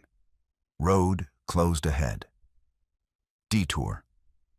There'd been rock slides in the area recently, so I wasn't surprised. My GPS immediately recalculated, showing a detour that added 15 minutes. No problem. I'd still make the appointment with time to spare. The detour started normally enough, a right turn onto a county road I'd never used before. 2 lanes of decent pavement cutting through forest. My GPS showed a blue line snaking through green terrain, with clear instructions to follow this road for 8 miles, then turn left, then right, then back onto Highway 22. Simple. I turned up my podcast and settled in for the extra drive time. But at the 8-mile mark, where I should have turned left, there was no intersection, just forest on both sides and the road continuing straight ahead. I slowed down, confused, checking my GPS. The blue dot showing my location was right on top of where the turn should be, but there was nothing there. The GPS insisted I should turn left, its voice calmly repeating, "Turn left," even though turning left would mean driving into trees. I continued straight, figuring the map data was slightly off, figuring the turn must be just ahead. A mile later, the pavement ended. Not gradually, not with warning signs, just ended, turning into gravel like someone had drawn a line and decided pavement wasn't needed anymore. My GPS still showed me on a paved county road, still insisted the turn was behind me, still tried to recalculate in a loop that kept failing. I stopped the car and checked my phone signal. 1 bar, barely enough for anything. I tried pulling up Google Maps as a backup, but it wouldn't load, just spinning endlessly while my location dot drifted aimlessly across the screen. I should have turned around right then. Should have backtracked to Highway 22, called the buyer, rescheduled. But I could see on my GPS that if I just kept going straight, I'd eventually intersect with another road that would take me east, back toward where I needed to be. It looked like maybe 3 miles on the map. 3 miles of gravel wouldn't kill me, and I'd still make my appointment. So I kept driving. The gravel road was rough but passable, winding through increasingly dense forest. I didn't see any houses, any driveways, any signs of human presence at all. Just trees and more trees, Douglas firs and cedars so thick they blocked most of the sunlight, making it feel like dusk even though it was barely past noon. My GPS still showed roads ahead, intersections coming up, civilization just around the next bend. But the roads kept not appearing. Every intersection on the map turned out to be just more forest, the gravel road continuing endlessly forward. After 30 minutes of driving on gravel, the road got worse. The gravel turned to dirt, rutted and muddy from recent rain. My sedan wasn't made for this kind of road, and I felt the undercarriage scraping on high spots, heard rocks pinging against the frame. But I was committed now. Going back meant retracing miles of bad road, and the GPS insisted I was close to a proper intersection. Close to getting back on track, just a little farther. That's when I saw the first house. It appeared suddenly through the trees, an old farmhouse with weathered gray siding and a collapsed porch. Abandoned, obviously, but not recently. This place had been empty for decades, windows broken, roof sagging, blackberry vines covering everything. What struck me was how it looked abandoned. Not like a house that had been left for a long time, but like a house that had been abandoned in a hurry and then forgotten by time itself. There was a car in the driveway, a sedan from the 70s, tires rotted away, sitting on its rims.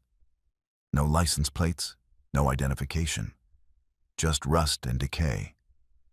I drove past it slowly, my hands tight on the wheel. And that's when I started seeing more structures. More old houses, a collapsed barn. What looked like a schoolhouse with no windows and no door. All of them decades old, all of them abandoned in ways that made no sense. These weren't historical buildings preserved for tourism. These were places that had been lived in and then left behind. Buildings that shouldn't exist this deep in forest with no proper road access. Who had lived here? How had they gotten here? And why did none of this show up on my GPS, which still insisted I was driving on a maintained county road? The dirt road narrowed further, becoming barely more than a path, tree branches scraping both sides of my car. I had to stop. My sedan couldn't handle this, and I was going to get stuck if I went any farther. I put the car in park and sat there, trying to figure out what to do. My GPS was useless, showing me in completely the wrong location. My phone had no signal at all now, and I had no idea how far back it was to actual civilization, to roads that really existed instead of just showing up on digital maps. I decided to walk ahead, just to see if the path opened up, if there was any indication of where it led. I grabbed my phone and my keys and started walking, leaving my car running in case I needed to make a quick exit. The path continued for maybe a quarter mile, getting narrower and more overgrown, until it opened into a clearing. And in that clearing was a town. Not a living town, a dead one. Maybe 20 buildings arranged along what had once been a main street, storefronts with faded signs, a post office, what might have been a hotel. All of it abandoned, all of it decades old, all of it impossible. There are no ghost towns in the Oregon Cascades this close to Salem. I would know. I sell real estate here. I know the history. I know the geography. This place shouldn't exist. I walked down the main street in a daze, reading the signs. A general store advertising prices from the 1950s. A gas station with pumps that predated my parents. A movie theater with a marquee still advertising films I'd never heard of. Everything was weathered and decayed, but somehow preserved, like time had stopped here rather than moved forward. There were no tire tracks, no footprints, no indication anyone had been here in decades. Just this impossible town sitting in the middle of forest, accessible only by a path that barely qualified as a road, appearing on no maps. I took photos with my phone, documentation of something I didn't understand. Then I heard it. An engine. Distant, but definitely an engine. Coming from somewhere beyond the town. I walked toward the sound, past the last buildings, and found another road on the far side. A better road, gravel but well-maintained, with fresh tire tracks. And driving away down that road, maybe a quarter-mile distant, was a car. A modern car. Someone else was here. I ran back to my car, my heart pounding. If there was someone else, they could tell me where I was, how to get out. I managed to turn my sedan around in the narrow path, scraping paint and losing a side mirror in the process, and drove back through the ghost town to the better road. I turned in the direction the car had gone and accelerated, desperate to catch up. But the road just kept going. Miles of gravel through endless forest, no car ahead, no intersections, nothing but trees, and that road unwinding forever. My gas gauge was showing half empty when it should have been nearly full. My dashboard clock said 4:47 p.m. I'd been driving for almost 5 hours since I took that detour, and I'd made it nowhere. Absolutely nowhere. The road started getting worse again, the gravel thinning, dirt showing through. No, I thought. No, not again. But it kept degrading, turning back into dirt, into ruts, into that barely passable path. I was going in circles somehow, or the roads were looping back on themselves, or I'd driven into something that didn't follow normal geography.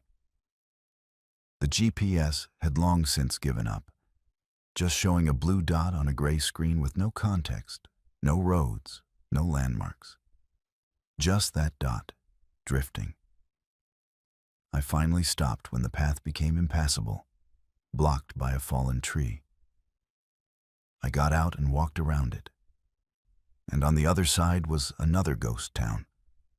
Different buildings, different layout, but the same impossible abandonment, the same sense of places that existed outside of time. And beyond it, I could see another path leading away. And I knew if I followed it, I'd just find more forest, more degrading roads, more forgotten places. That's when I understood. The detour hadn't just taken me off Highway 22. It had taken me off the normal map entirely, into some network of forgotten roads and abandoned places that existed in the gaps between where people actually go. My GPS had tried to route me through spaces that shouldn't be routed through. And I'd followed blindly, trusting technology more than sense, driving deeper and deeper into geographic impossibility. I walked back to my car and made a decision. I was going back the way I came, not forward. Following these paths only led deeper into nowhere. I needed to retrace every turn, every mile, back to that original detour, back to Highway 22. It took 3 hours of careful driving, memorizing landmarks, backtracking when paths split in ways I didn't remember. But eventually, finally, I found pavement again. Real pavement. And then the county road. And then Highway 22. When I pulled back onto the highway, it was after 8 p.m., I'd been in that network of impossible roads for over 8 hours. My car was filthy, scratched, and my phone suddenly had signal again, showing dozens of missed calls from my client, my office, everyone wondering where I'd disappeared to. I called and apologized, said I'd gotten lost, which was the truth. Just not the whole truth. I don't use GPS anymore for rural properties. I study paper maps. I memorize routes.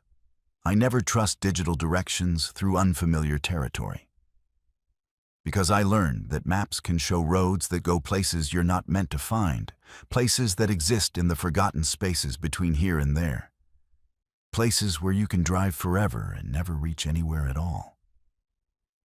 And once you turn down those roads, following those helpful blue lines into the white spaces on the map, there's no guarantee you'll find your way back. I was lucky. But I still have those photos on my phone, those ghost towns that don't appear on any map. And sometimes I wonder how many other people followed detours that went too deep, trusted their GPS into places they couldn't return from. I wonder if they're still out there, still driving those degrading roads, still trying to find the intersection that will take them home. I recognized the car first, silver Subaru, passenger side caved in. Then I recognized the woman in the driver's seat, blood running from her temple in an identical pattern. I'd bandaged that same wound 6 hours ago. I'd watched the ambulance take her away. I'm a paramedic, 11 years on the job, and I've seen pretty much everything the human body can survive, and everything it can't. You develop a kind of clinical detachment after a while. Not because you stop caring, but because caring too much will destroy you. You learn to focus on the work, on the protocols, on doing your job efficiently so people have the best chance of making it. That detachment is what kept me functional during my double shift that day, responding to 6 calls including a bad MVA on Highway 26 around 3 in the afternoon. Motor vehicle accident, 2 victims, 1 critical. I'd done my job, stabilized them, handed them off to the ER, and clocked out at 9 p.m. exhausted but satisfied. Both victims would live. I'd helped make that happen. I was driving home on the same stretch of Highway 26, about 20 miles west of Portland in rural Washington County. The fog had rolled in thick while I'd been at the hospital, turning the road into a tunnel of white. I was tired, looking forward to a shower and 12 hours of sleep, not really paying attention to anything except keeping my car between the lines. That's probably why I almost didn't stop when I saw the car in the ditch. Almost. But 11 years of training doesn't let you drive past an accident, no matter how tired you are. I pulled over, grabbed my personal first aid kit from the trunk — I never drive without one — and ran toward the vehicle. It was a silver Subaru Outback, passenger side crumpled where it had hit something, probably a tree based on the damage pattern. The driver was slumped over the wheel, and I could see blood on her face. My training kicked in immediately, assessing the scene as I approached. Single vehicle, driver possibly unconscious, no other victims visible, car stable, no fire risk, safe to approach. I pulled open the driver's door, and that's when I saw her face clearly for the first time. Mid-30s, blonde hair, blood running from a laceration on her right temple in a diagonal line across her forehead. And I knew her. I'd treated her 6 hours ago. Same woman, same injury, same diagonal laceration, same silver Subaru Outback with the same damage pattern on the passenger side. My hands froze halfway to her neck where I'd been reaching to check her pulse. "Ma'am, can you hear me?" My voice came out automatic, professional, while my brain tried to catch up to what I was seeing. She moaned slightly, her eyes fluttering. The same moan, the same flutter. I'd seen this exact response earlier today. I checked her pulse, rapid and thready, exactly like before. I examined the head wound, actively bleeding, exactly like before. Even the way she was slumped over the wheel, her left arm trapped between her body and the door, was identical. I pulled out my phone and called 911, giving them the location and patient status while I started treating her. Direct pressure on the head wound with gauze from my kit. Checking her pupils. Unequal, possible concussion, or worse. Assessing for other injuries. Complained of chest pain when I asked. Likely rib injuries from the steering wheel. Everything matched. Everything was exactly the same as the accident I'd responded to at 3:17 p.m., except now it was 9:43 p.m., and I was off duty.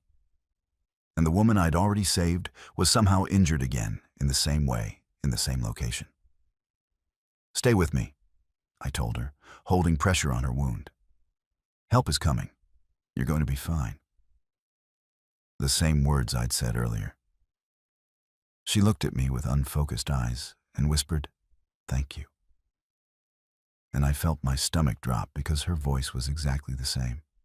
The gratitude and fear mixed in the same proportions. This wasn't a similar accident. This was the same accident, happening again. And I was somehow here for both. I heard sirens in the distance and felt a wave of relief. Other responders would see this too, would confirm I wasn't having some kind of breakdown. The ambulance pulled up, and 2 paramedics got out. I didn't recognize them, not my usual crew, which made sense since I'd just gotten off shift, and this was probably the night crew from a different station. They approached with their equipment, professional and efficient, and I briefed them quickly on the patient's status. Head lack, approximately 4 centimeters, actively bleeding. Pupils unequal. Possible rib fractures. Patient is conscious but altered. She needs transport immediately. They nodded and took over, and I stepped back to let them work. I should have left then, should have let them handle it. But I couldn't. I watched them stabilize her, watched them load her onto the backboard, watched them lift her into the ambulance. Every movement, every procedure, every step was exactly what I had done, what my crew had done, 6 hours earlier. One of the paramedics, a young guy maybe late 20s, glanced at me as they were loading her in. "You okay? You look like you've seen a ghost." "I've seen this accident before," I said, and the words sounded insane even as I said them. "Earlier today, same patient, same injuries, same location. I responded to this at 3:17 this afternoon." He gave me that look I recognized from my own experience. The look you give people who are in shock, who aren't making sense, who need to be humored carefully. You must be exhausted.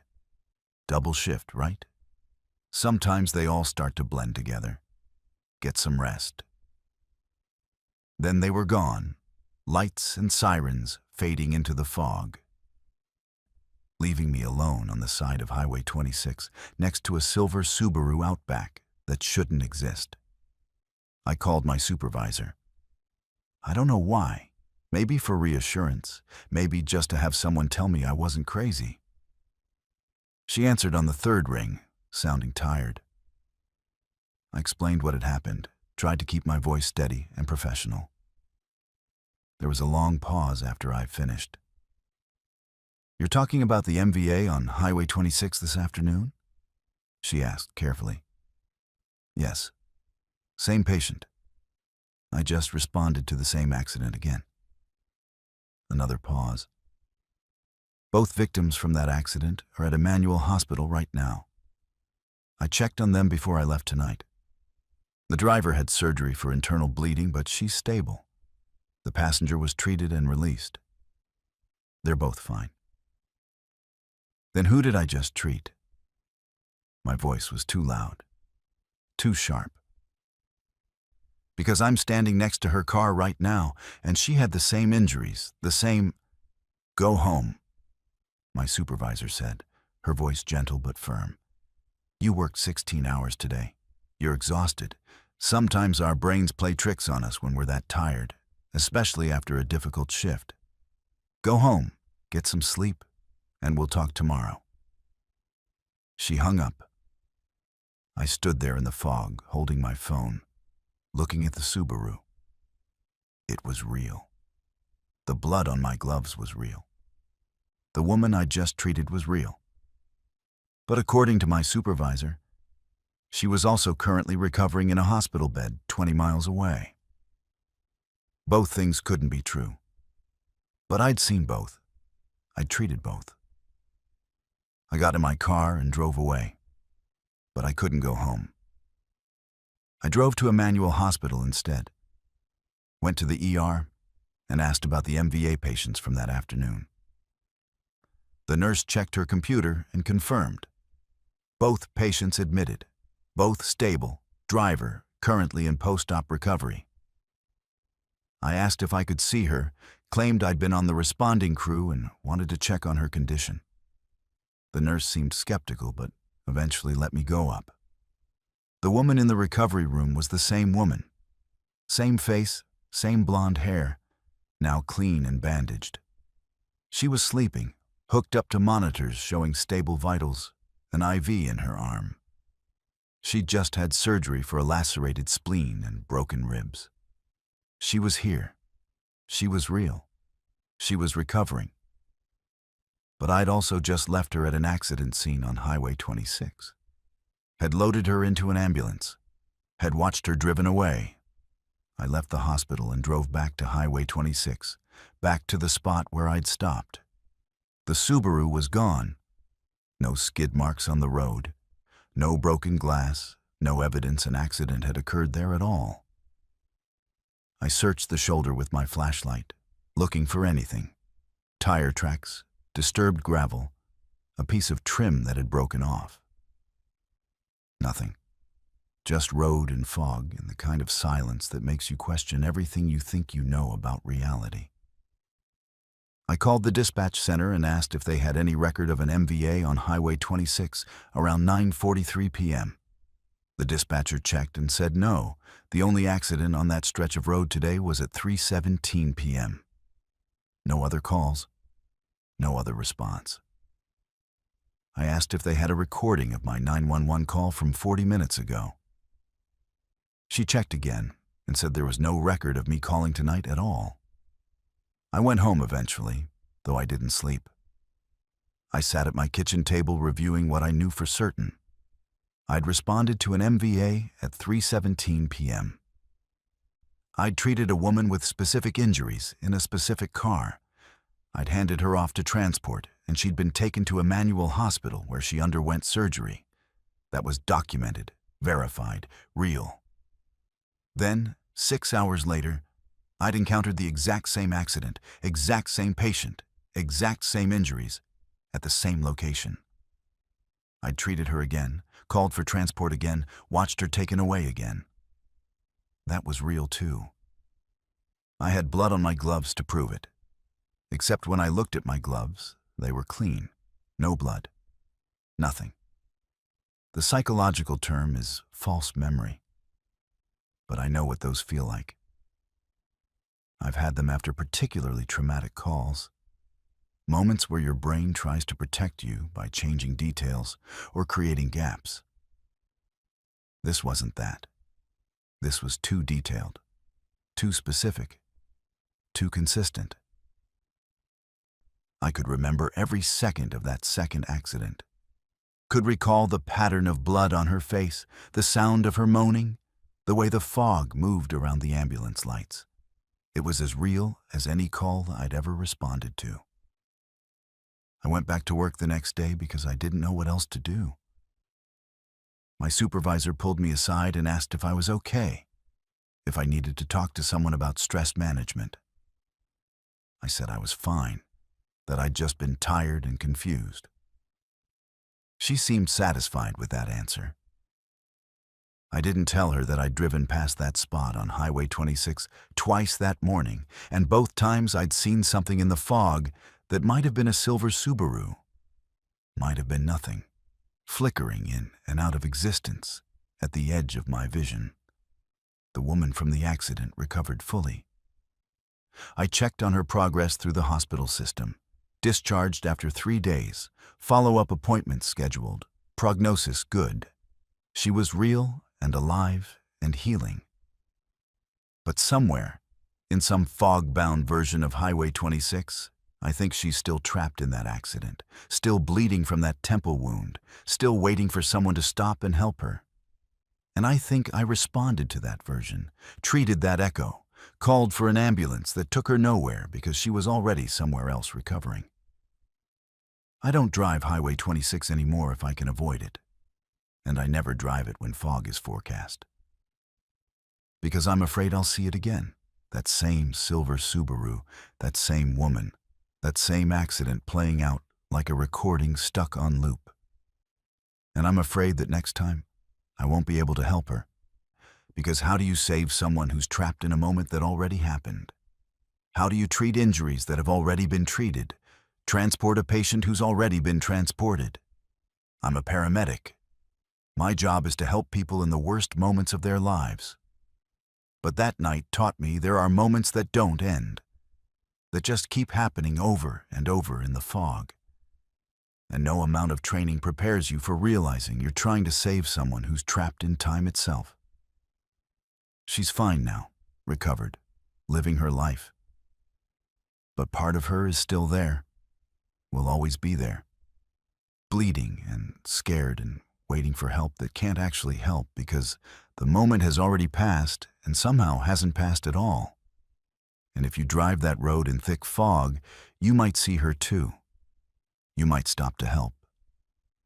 And then you'll understand why I can't anymore. Musicians develop good rhythm sense.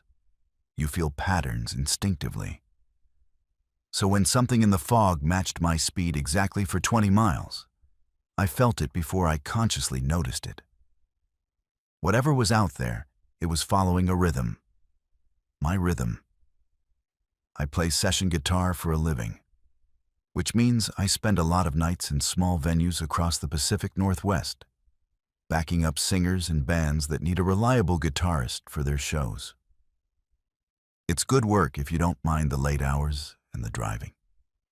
That night, I'd been playing at a bar in Port Angeles, finished around midnight, and was heading back to Seattle via Highway 101 around the Olympic Peninsula. It's a longer route than going inland, but I prefer it. Something about driving along the coast at night clears my head after hours of loud music and crowd noise. The fog rolled in around Forks, which didn't surprise me. The Olympic Peninsula generates fog like it's a full-time job, pulling moisture off the Pacific and draping it across the forest in thick blankets. I slowed down to about 45 and settled in for the careful drive ahead. My headlights barely penetrated 20 feet, and the trees on either side of the road disappeared into white nothing. I'd made this drive dozens of times in fog, so I wasn't nervous, just focused and alert. About 10 miles past Forks, I started to feel it. Not see it, feel it. That rhythm sense I mentioned, the thing that makes me a good session musician, was picking up on something moving parallel to my car. A presence in the fog to my right, in the forest, keeping pace. At first, I thought it was just my imagination, my tired brain creating patterns where none existed. But the feeling persisted, grew stronger, until I couldn't ignore it anymore. Something was out there, matching my speed exactly. I glanced to the right, trying to see through the fog and between the trees. Nothing visible, just white fog and dark tree trunks. But I could feel it. The air pressure seemed different on that side of the car, like something large was displacing atmosphere. I sped up slightly, testing, bringing my speed to 50. The presence kept pace. I could feel it accelerating with me, maintaining exact distance. I slowed back down to 40. It slowed too, perfectly synchronized. My first rational thought was that it was another vehicle on a parallel road, maybe a logging road I couldn't see through the fog. But I knew this stretch of 101. There were no parallel roads here, just dense Olympic National Forest stretching for miles. My second thought was an animal, maybe a deer or elk running alongside the road. But no animal maintains perfect speed with a vehicle for miles. They either run ahead or fall behind. They don't match pace exactly, don't stay perfectly parallel, don't move with the mechanical precision I was feeling. I'm not a fearful person by nature.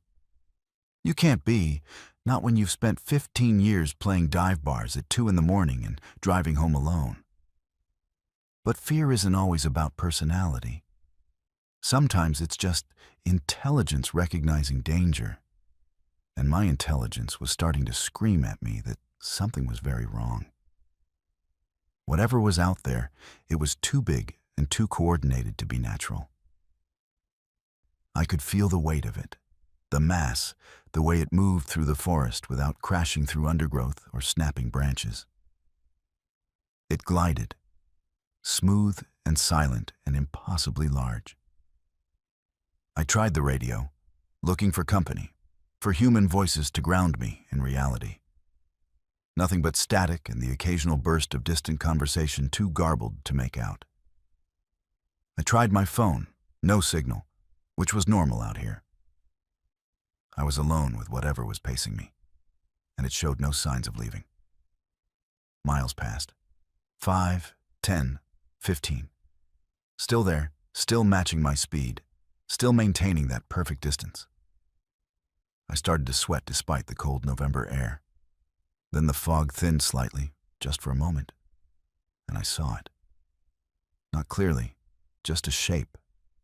A massive dark form moving between the trees. Too tall. That was my first coherent thought. Too tall to be on the ground. The trees in this section of forest are old growth, Douglas firs and Sitka spruces, some of them 200 feet high. And whatever I was seeing was moving at their height, not at ground level. It was in the canopy, above the tree line, moving through space where nothing that size should be able to move. I slammed on my brakes without thinking, pure panic response. My car skidded slightly on the wet pavement, and I came to a stop in the middle of the highway. The presence stopped too. I could feel it out there in the fog, motionless now, waiting. My hands were shaking on the wheel, my breath coming too fast. This wasn't an animal. This wasn't a vehicle. This was something else entirely. Something that moved through the canopy of ancient trees like they were grass. Something so large it could keep pace with a car while navigating obstacles that would stop any known creature. I sat there for maybe 30 seconds, engine idling, trying to decide what to do. Behind me, the road disappeared into fog. Ahead, the same. To my right, that presence waited. Watching? Could it see me? Did it have eyes? I didn't want to know. I didn't want to understand. I just wanted to get away from it. I put my car back in gear and accelerated hard, pushing up to 60 despite the fog, despite the dangerous curves I knew were coming. Fear beat caution. Terror beat common sense. It came with me. The moment I accelerated, I felt it moving again, effortlessly matching my new speed. 60 miles per hour through dense forest canopy, somehow navigating between massive tree trunks and heavy branches without making a sound. Without disturbing the fog, without leaving any evidence of its passage except that feeling, that horrible rhythmic presence that moved in perfect synchronization with my car. I felt like prey. Like something small being tracked by something vast, something patient, something that could take me whenever it wanted but was choosing not to.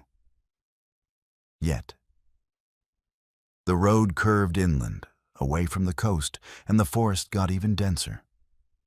I was doing 70 now on roads that shouldn't be driven faster than 45. My tires squealing on wet pavement, my headlights cutting wild arcs through the fog. But I couldn't slow down. Slowing down meant accepting the presence, meant acknowledging that it had me, that there was no escape. As long as I was moving fast, I could pretend I was running. I could pretend I had some control. That's when I heard it. Not with my ears. I couldn't explain it then, and I can't now.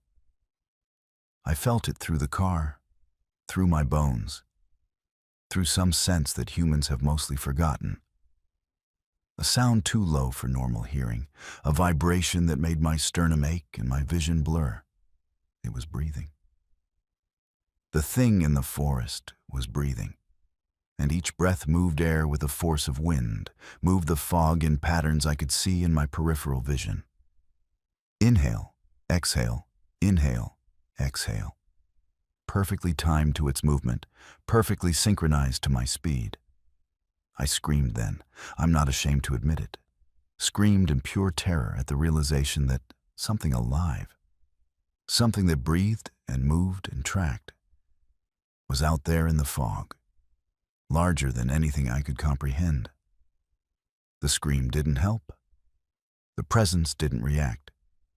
It just kept pace, kept breathing, kept moving through the impossible heights of the forest canopy like physics and biology were suggestions it had chosen to ignore. Lake Crescent appeared ahead, the road curving along its shore. I knew this section, relatively straight, relatively open, with the lake on the left and thinner forest on the right. If I was going to see it clearly, it would be here. Part of me wanted to look, needed to understand what was following me. Part of me knew that looking directly at it would break something in my mind, would show me something humans aren't meant to see. I looked. The fog had thinned over the lake, and in that clearer air, I saw its shadow. Not the thing itself. I still thank whatever gods might exist that I didn't see it directly, but its shadow, cast by my own headlights onto the fog. The shadow of something that rose above the tallest trees, something with a shape that my brain couldn't quite process. Too many limbs?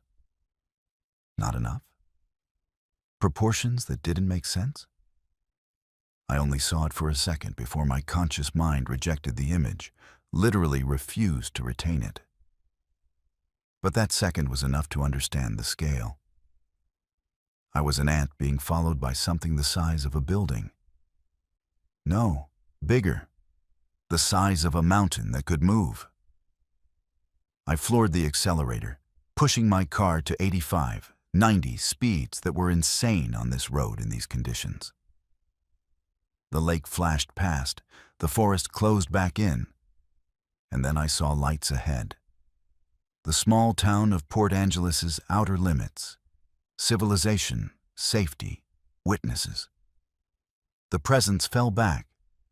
I felt it slow, felt it stop, felt it retreat into the forest like it had never been there at all.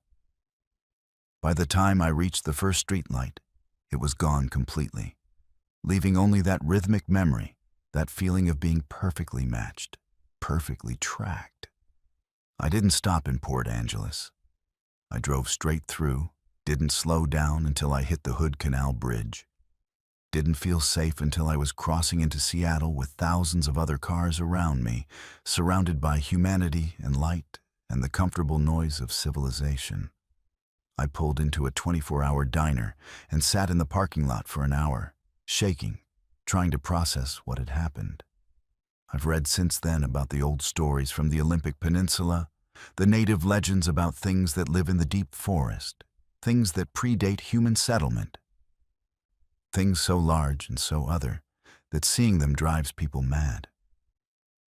I used to think those were just stories, explanations for the vast darkness of old-growth forest, for the way ancient trees make you feel small and insignificant. I don't think that anymore. I think there are things in those forests that we've forgotten about. Things that move through the canopy in fog. Things that track cars out of curiosity or hunger or reasons we couldn't comprehend if we tried.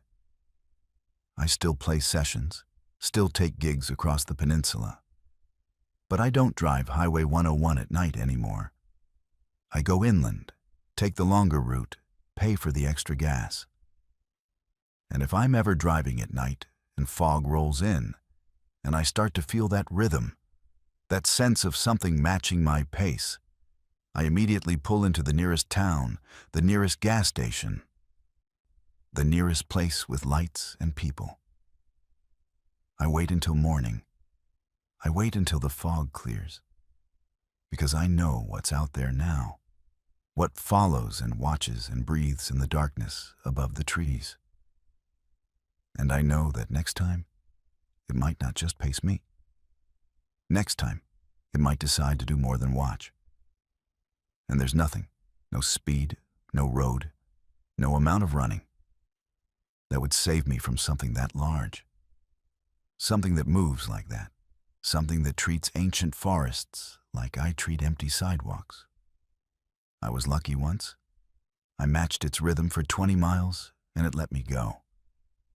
I don't want to find out what happens when the rhythm changes. I've spent 15 years helping people process death. I thought I understood grief. Then I saw Michael's face forming in the fog. Michael, who I couldn't save 3 years ago.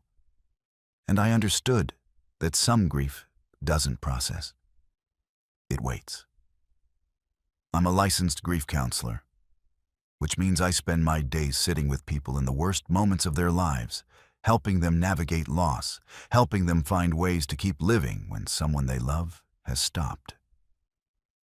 It's hard work, emotionally exhausting work, but I'm good at it. I have to be. People trust me with their pain, and I take that responsibility seriously. But there are cases that haunt you. Cases where you tried everything and it wasn't enough. Cases where someone slipped through your fingers despite your best efforts. Michael was one of those cases. I was driving to a professional retreat on the San Juan Islands, taking the ferry from Anacortes. It was early December, cold and gray, and I was already burned out before the retreat even started. I'd lost another client 2 weeks earlier, not to suicide this time, but to an overdose that might as well have been intentional. And I was questioning whether I could keep doing this work, whether I had anything left to give. The retreat was supposed to help with that, supposed to provide tools for managing compassion fatigue and secondary trauma. I was skeptical, but desperate enough to try. The fog rolled in somewhere around Fidalgo Island, coming off the water in thick banks that reduced visibility to almost nothing. I slowed down to 30 miles per hour, following the tail lights of the car ahead of me, just trying to make it to the ferry terminal. But then those tail lights disappeared, the car ahead apparently turning off somewhere, and I was alone on Highway 20 with fog so dense it looked solid. Not like normal fog that you can see through eventually, but like a wall, like something with substance and weight pressing against my windshield. I slowed to a crawl, leaning forward, squinting through the white. And that's when I saw the first face. It appeared in the fog directly ahead. Faint at first, but growing clearer as I approached. A woman's face, middle-aged, with sad eyes and graying hair. I recognized her immediately. Her name was Sarah, and she'd been my client 4 years ago after her husband died. We'd worked together for 6 months, made real progress, and then she'd stopped coming to sessions. 3 months later, I'd read her obituary. Suicide. I'd gone to the funeral, met her adult children, carried guilt that I still haven't fully processed about whether I could have done more. And now her face was in the fog, watching me. Not threatening exactly, just there, existing in the white vapor with an expression of profound sadness. I blinked hard, told myself it was exhaustion, pattern recognition gone wrong, my tired brain creating familiar faces out of random shapes. But when I opened my eyes, she was still there. And now she was reaching toward my car, her hand extending through the fog like she was trying to touch the windshield. I gasped and hit the brakes, my car sliding slightly before stopping. The face faded as I got closer, dissolving back into formless fog. But I could still feel her presence, still sense her sadness hanging in the air. My heart was hammering, my hands shaking on the wheel. I sat there for a long moment, trying to calm my breathing, trying to convince myself I'd imagined it. Grief counselors aren't supposed to see ghosts. We're supposed to be the rational ones, the grounded ones, the ones who help other people navigate their irrational thoughts and magical thinking about death. I started driving again, even slower now. And that's when I saw Michael. His face formed in the fog to my right. Young and anguished, exactly as I remembered him from our last session.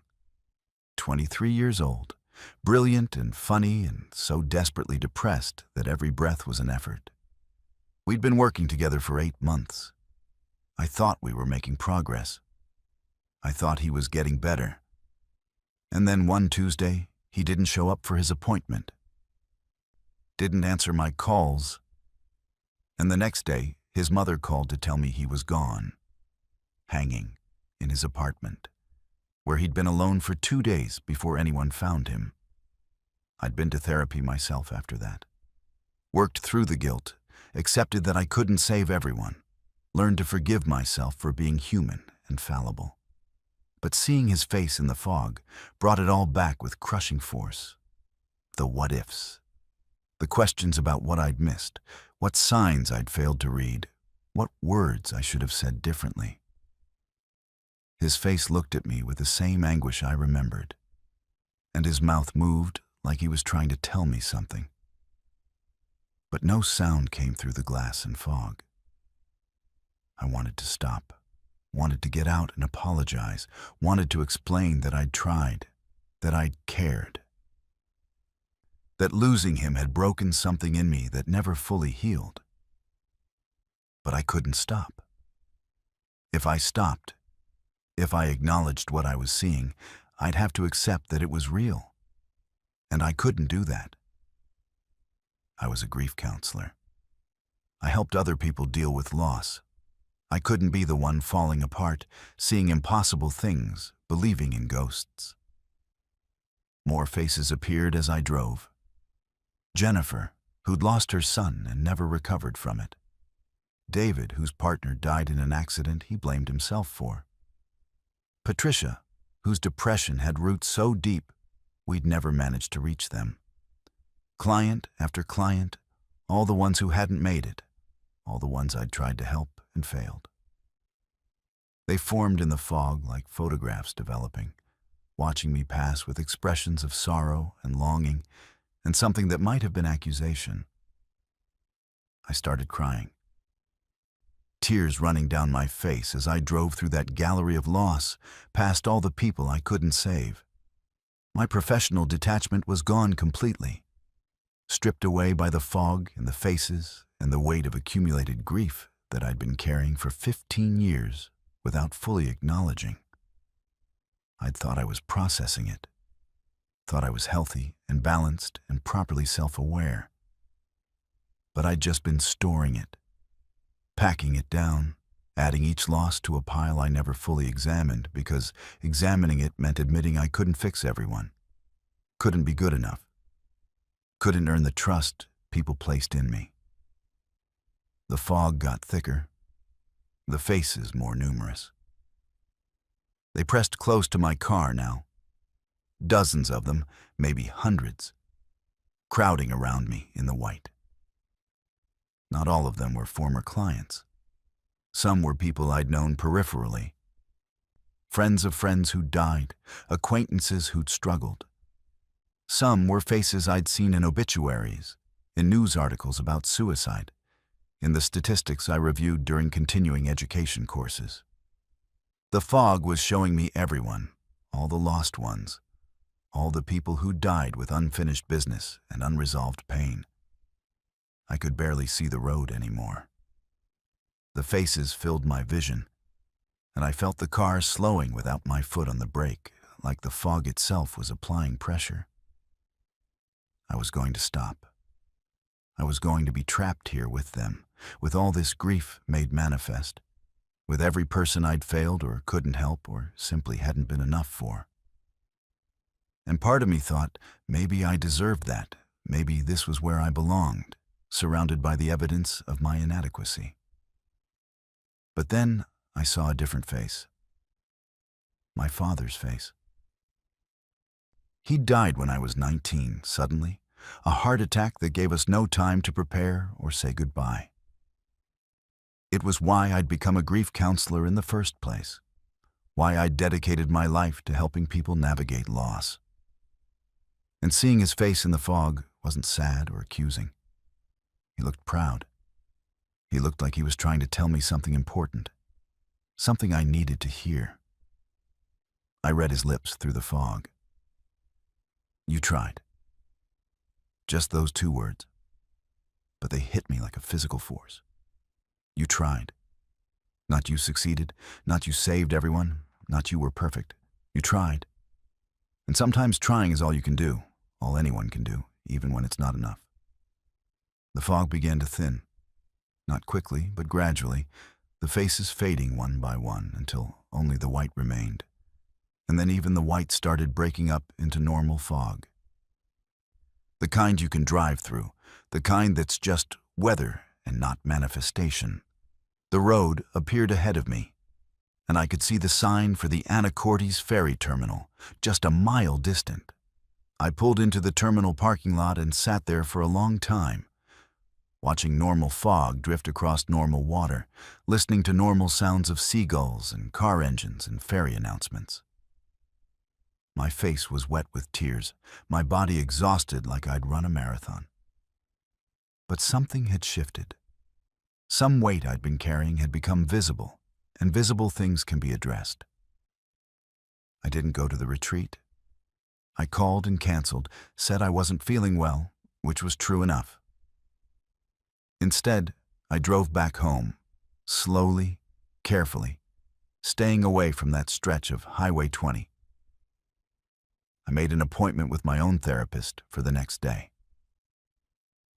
And I started the hard work of actually processing my grief, not just intellectually understanding it, but feeling it, acknowledging all the losses that had accumulated over 15 years, accepting that I couldn't save everyone and that trying was enough.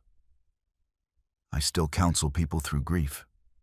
I'm still good at it, maybe better now because I'm more honest with myself and my clients about the limitations we all face. But I'm also more careful about my own mental health, more aware of when I'm storing grief instead of processing it, more willing to admit when I need help. And I don't drive Highway 20 when fog is forecast. Not because I'm afraid of seeing those faces again, exactly, but because I'm not sure I need to. The fog showed me something true about myself, about the weight I was carrying, about the difference between professional competence and personal wellness. Some people might say I hallucinated, that stress and exhaustion created images my brain wanted to see. Maybe that's true. But real or not, those faces in the fog were trying to tell me something important, and I finally listened. Michael's face is still with me, and Sarah's, and all the others. But they're memories now. Not ghosts, not accusations. Just sad reminders that a loss is part of life. And helping people doesn't mean preventing all pain. Sometimes it just means sitting with them while they hurt, offering presence instead of solutions, trying even when trying isn't enough. The fog knew that. The faces knew that. And now I know it too. in a way I couldn't before I drove through that wall of grief made visible. I'm grateful I made it through. But I also know that fog waits, that grief accumulates, and that the faces of the lost are always there, just beyond sight, waiting for moments when we're vulnerable enough to see them. I hope I never need to see them again. But if I do, I hope I remember what my father's face told me through the white. You tried. And sometimes, that has to be enough. 43 years ago, I killed a man on this road. It was ruled an accident. Fog, darkness, narrow curves. They never knew I'd been drinking. I left Oregon the next month and never came back. Until tonight. And the fog remembers everything. I'm 71 years old now, retired from logging, living in Idaho where nobody knows who I was or what I did. I built a good life there, raised a family, became a different person than the 28-year-old drunk who drove away from Oregon in 1982 and never looked back. But you can't outrun some things forever. My wife died 6 months ago, and in her final days, she made me promise to make peace with my past. She knew about the accident. I'd told her years into our marriage when the guilt became too much to carry alone. She'd forgiven me, told me I needed to forgive myself. But we both knew that wasn't possible without going back, without facing what I'd done on that road. So here I am, driving Highway 30 along the Columbia River Gorge, in the exact spot where it happened, at the exact time of night it happened, in conditions that are becoming more and more identical to that night 43 years ago. The fog rolled in around Corbett, thick and white and cold, the same kind of fog that had been here that November night in 1979. I'd been working at a mill near Portland, stopped at a bar after shift, had too many beers, and decided to drive home anyway because I was young and stupid and thought I was invincible. The road hasn't changed much. They've improved some sections, widened a few curves, but this stretch near Multnomah Falls is still the narrow, winding route it was back then. The same scenic highway built in the 1920s, the same tight corners and steep drops, the same trees pressing close on both sides. I've looked at pictures over the years, studied maps, kept track of this place from a distance, like a murderer keeping newspaper clippings of his crime. I've memorized every detail of the accident report that was filed, every word of the investigation that concluded it was just an unfortunate incident, driver error by the victim, no charges filed. But I know the truth. I was drunk, I was going too fast, and when he came around that blind corner in his lane like he was supposed to, I was in his lane because I'd misjudged the curve. I saw his face for just a second in my headlights before we hit. Middle-aged man, eyes wide with the realization that he was about to die, and there was nothing he could do about it. The sound of the impact is something I've never forgotten, that terrible crunch of metal and glass, and then silence as his car went over the edge. I stopped. I got out. I looked over the guardrail and saw his car maybe 50 feet down the slope, wrapped around a tree, steam rising from the engine. I stood there for 5 minutes, trying to decide what to do. And then I heard sirens in the distance. Someone else must have seen the accident, must have called it in. And I made the worst decision of my life. I got back in my car and I drove away. Left him there dying or already dead. Left him to be found by strangers. Left his family to wonder why and how and to never know the truth. The investigation ruled it an accident. Single vehicle, driver lost control in fog and darkness. Went over the edge. My car had damage, but I told my insurance it was from hitting a deer on a different road, paid the deductible, and kept my mouth shut. Nobody connected the two incidents. Nobody suspected. and a man named Robert Chen, 46 years old, father of 3, was buried without anyone knowing that someone else had killed him and gotten away with it. I'm telling you this not for sympathy but for context. Because you need to understand what I did to understand what's happening to me now on this road. The fog has gotten impossibly thick. The same thickness it was that night. And I'm approaching the same curve, the same blind corner where I killed him. My speedometer shows 35 miles per hour, the same speed I was going then. I didn't consciously choose this speed. My foot just settled into it naturally, like the car remembers, like some part of me wants to recreate that moment exactly. I can feel it in my chest, that same mix of alcohol-dulled reactions and false confidence I had back then. Except I haven't been drinking tonight. I'm completely sober, have been sober for 40 years, stopped drinking the week after the accident and never touched it again. But I feel drunk now. Feel my judgment impaired, my vision slightly blurred, my hands responding too slowly to the wheel. The road is making me feel what I felt that night, putting me back in that state, and I understand with growing dread that this isn't just memory. This is recreation. The curve is ahead. I can see it appearing through the fog exactly as it did 43 years ago. And I know with absolute certainty what I'm going to see around that corner. I want to stop, want to pull over and wait for daylight, for the fog to clear, for this terrible inevitability to release me. But my foot won't move from the accelerator. 35 miles per hour, steady and constant, carrying me toward that corner like the universe has been waiting 43 years for me to come back and complete something I left unfinished.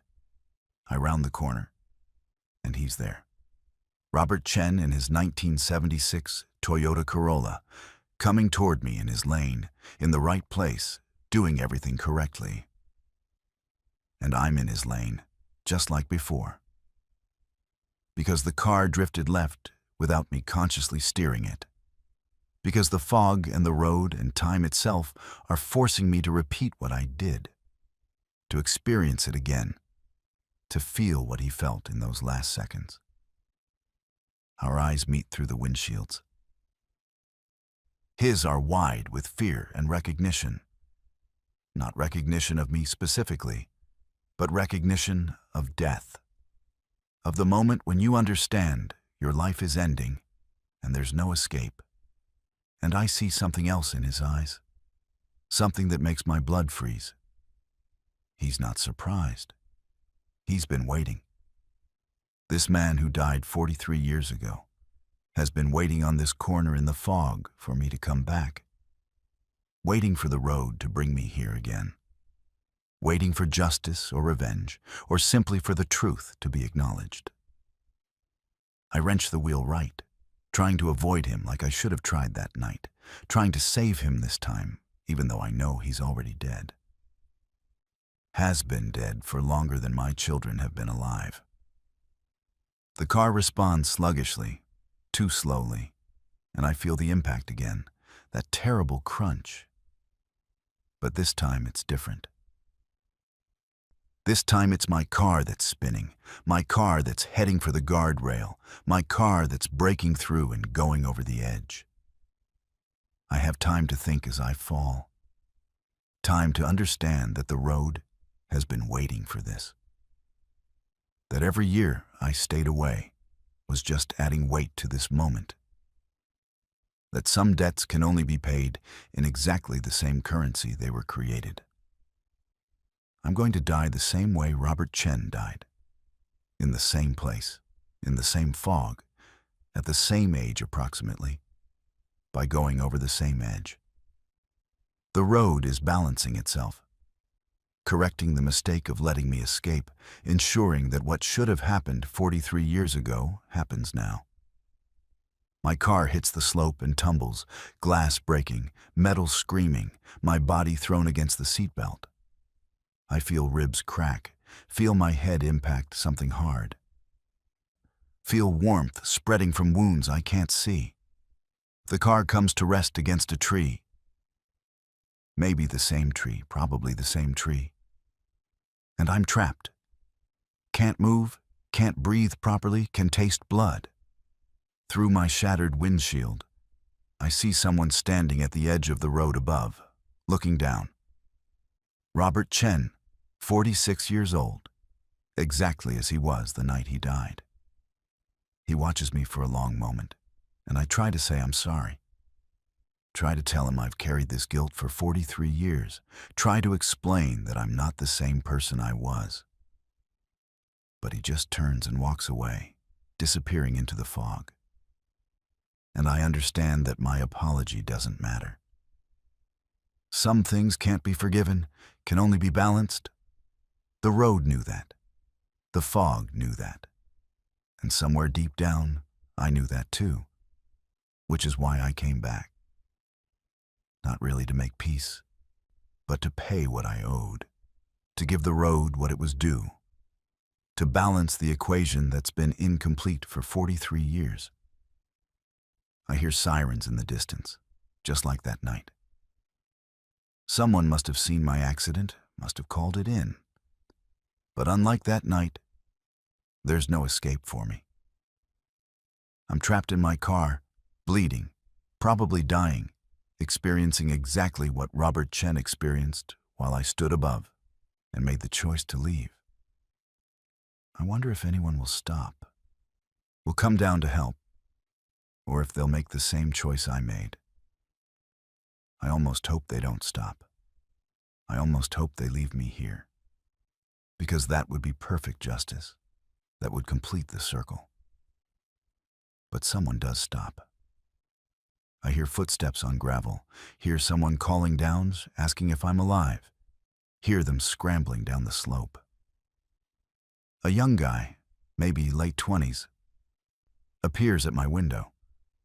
"Hold on," he says, pulling out his phone. "Help is coming. You're going to be okay." And I want to tell him no. I'm not going to be okay. This isn't how it's supposed to work. The road brought me here to die, to balance what I did, to make things right in the only way they can be made right. But he's calling 911. He's talking to me, keeping me conscious, doing everything I should have done 43 years ago and didn't. The universe has given me what I denied Robert Chen, a witness, a helper, a chance. The paramedics arrive, extract me from the car, load me into an ambulance. I survive. Broken ribs, concussion, lacerations, but I survive. And as they're taking me away, I look back at the road through the ambulance windows, and I see him one more time. Robert Chen, standing in the fog, watching. And the expression on his face isn't anger or satisfaction. It's something more complicated, something that might be disappointment or might be understanding. The road tried to balance the scales, but someone else's choice, that young man's decision to stop and help, prevented it. I'm still alive, still carrying the debt. And I understand now that this is the real punishment. Not death, not justice, but living with the knowledge that the road wanted me, tried to claim me, and was prevented. I'll spend whatever time I have left wondering if it will try again, if the fog will call me back, if the road will find another way to balance what I took 43 years ago. I never drove Highway 30 again. But sometimes, on foggy November nights, I wake up convinced I'm in my car on that curve, about to meet Robert Chen's eyes one more time. And I wonder if maybe I did die that night. If maybe the ambulance and the hospital and the years since are just what my brain created in those final moments. A dream of escape from a debt that can never truly be paid. I wonder if I'm still down there in the fog, trapped in my car against that tree, experiencing an endless loop of guilt and failed justice. I wonder if the road has me after all. And everything since is just fog and memory, and the desperate wish that some things can be forgiven when you know they can't. The only thing I know for certain is that the road remembers, and it's still waiting.